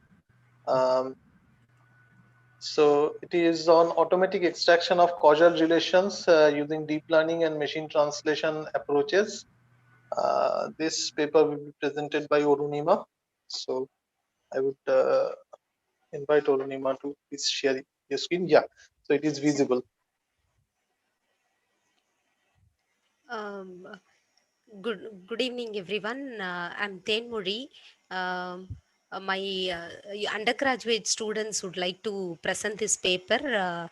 I will start with this. Our team SSN NLP worked on this problem on causal effect identification, and our title is automatic extraction of causal relation using deep learning and machine translation approaches. Next. Yeah, the objective of this shared task is to identify whether the given sentence have any causality effect or not, and also for a given segment we need to label them, label the phrases with the labels like cause, effect, or causal connective, for which we have employed a deep learning approach for the task 1, which is to identify whether there is causality effect is there or not. And we used machine translation algorithm, which is also a deep learning based algorithm for doing this labeling. Next.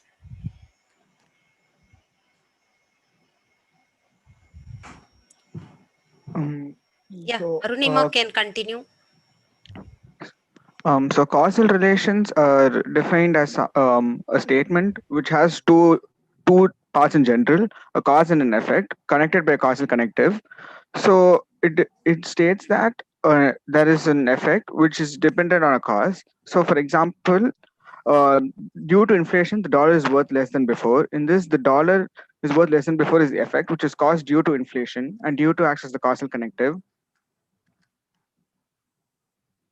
So the uses of this particular task are various, mainly over question answering and text summarization.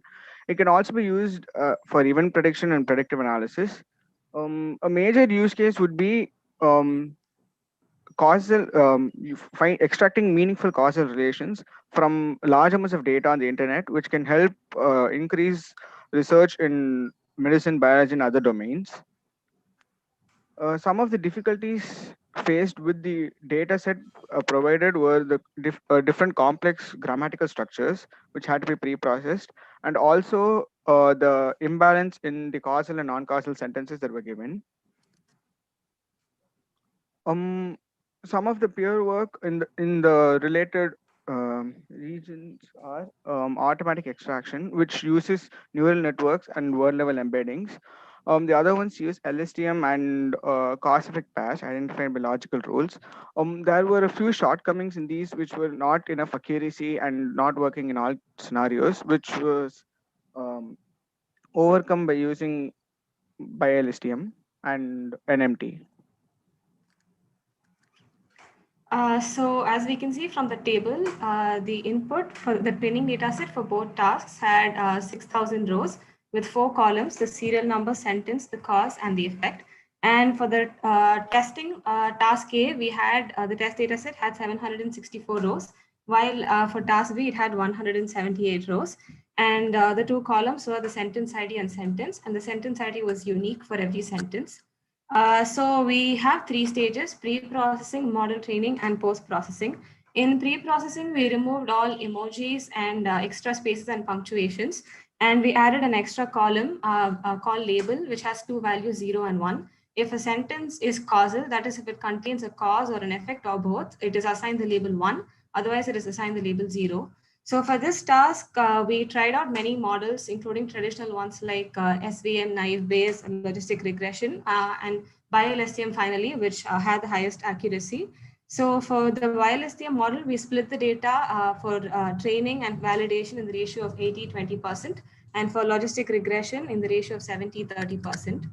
And then for the input for the model training, these were sentences with the respective labels 0 or 1. And the output was the predicted labels along with the sentences which were returned in a CSV file. So the logistic regression classifier was used because it works well with small data sets. And there was actually, the data was imbalanced. There was more in class 1 than class 0. So we use an oversampling technique called SMOT, so that the proportion of minority class is the same as that of the majority. After that, we use the logistic regression classifier to classify the sentences. And the next approach that we used was BioLSTM, which outperformed logistic regression on the training data set. And these were the validation results that we obtained. BioLSTM achieved an F1 score of 0.95 on the training data set. For task B, we started with the basic pre-processing, that is the removal of emojis, punctuations, etc. with the help of regular expressions. We also created a list of common causal connectors which had both the words and the phrases. So we used WordNet to find synonyms of each of these causal connective and their past, present, future participles, so that we can have a more variety of words. So the data set was split into multiple files. So the train file had the first 4,200 sentences from the data set. Train.in had the sentences and train.out had the corresponding respective labels for the words present in train.in. Dev was our test data set, and vocab.in had the distinct set of words present in the data set. For our methodology, we have two steps, that is model training and post-processing. For model training, our input was train.in along with its corresponding output file train.out. And for post-processing, we returned a new CSV file which contained the annotated sentences. Our implementation was done using neural machine translation models. This was done because NMT models are single sequence models which predict one word at a time. And for the NMT models with attention mechanisms, we use the GNMT attention architecture. Our hyperparameters were as follows. The number of training steps were 5,000 and the batch size was 128. And our metrics used was accuracy. We started off with 3 NMT models, the first being without attention mechanism. So the input is just encoded into a fixed dimensional vector, which is then decoded into target labels. We tried with NMT with scale long next. This was more faster and space efficient as it reduced the attention scores using simple matrix multiplication. Lastly, we tried with NMT with norm Bardenow. This was more accurate as it performs a linear combination of encoder and decoder states. So therefore, and it works better with more smaller data sets. So it achieved a higher accuracy on the trained data set when compared with the previous two models. So as you can see, these were our validation results.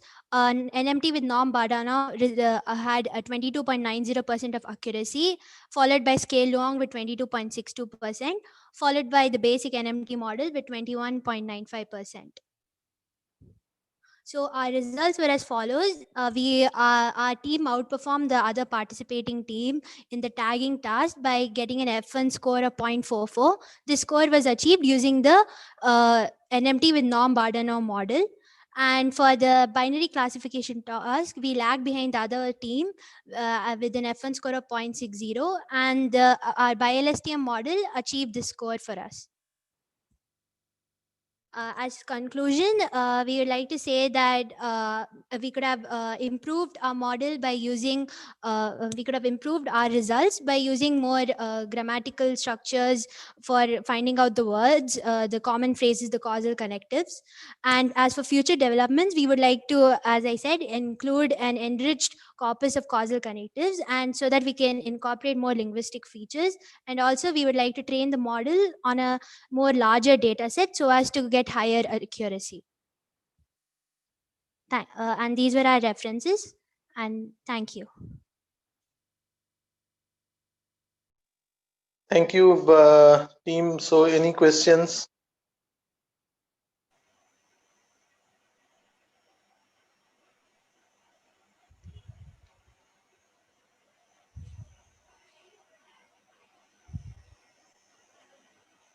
So if there is none, I have one question. So it is a nice work which uses, I think, BiLSTM model to train your model. So can you, have you tried with, I mean, you know, more advanced deep neural network architectures like, I mean, cascaded models or maybe ensemble models, or maybe using BART? So have you tried with Yes, we actually tried with the latest BERT model as well as ExcelNet and Roberta. But sir, due to the imbalance in the data set and the small amount of sentences, it was not able to achieve such a higher accuracy, sir. So we first went for those models and then switched to the traditional learning models, which perform much better. Yeah. Okay. So another question is, I mean, so you know, I mean, a part of this data set is, I mean, most of the test data set also you will see, I mean, they belong to biomedical domain. So have you done any specific treatment for these biomedical data sets? On no specific treatment, sir. Okay. Yeah, I mean that could be a future work that you can think about, that Yes, for sir. if you are using a standard BERT versus if you can use clinical BERT or BioBERT, then maybe you will see a better results that are coming. Yes, sir. Thank you, sir. We would surely try that out. Yeah. Okay. So any other questions from the audience? So okay, I think if there is none, then I would like to end this session here. So over to Shurupendu. Right. Thank you, Tirthankar. That brings us to the end of today's sessions, and that essentially ends day 4 of IIT 2020. So we will start tomorrow again at 5 p.m. IST, and tomorrow there will be the HASOC main HASOC track presentations and the EdMil track presentations. So see you tomorrow. Thank you.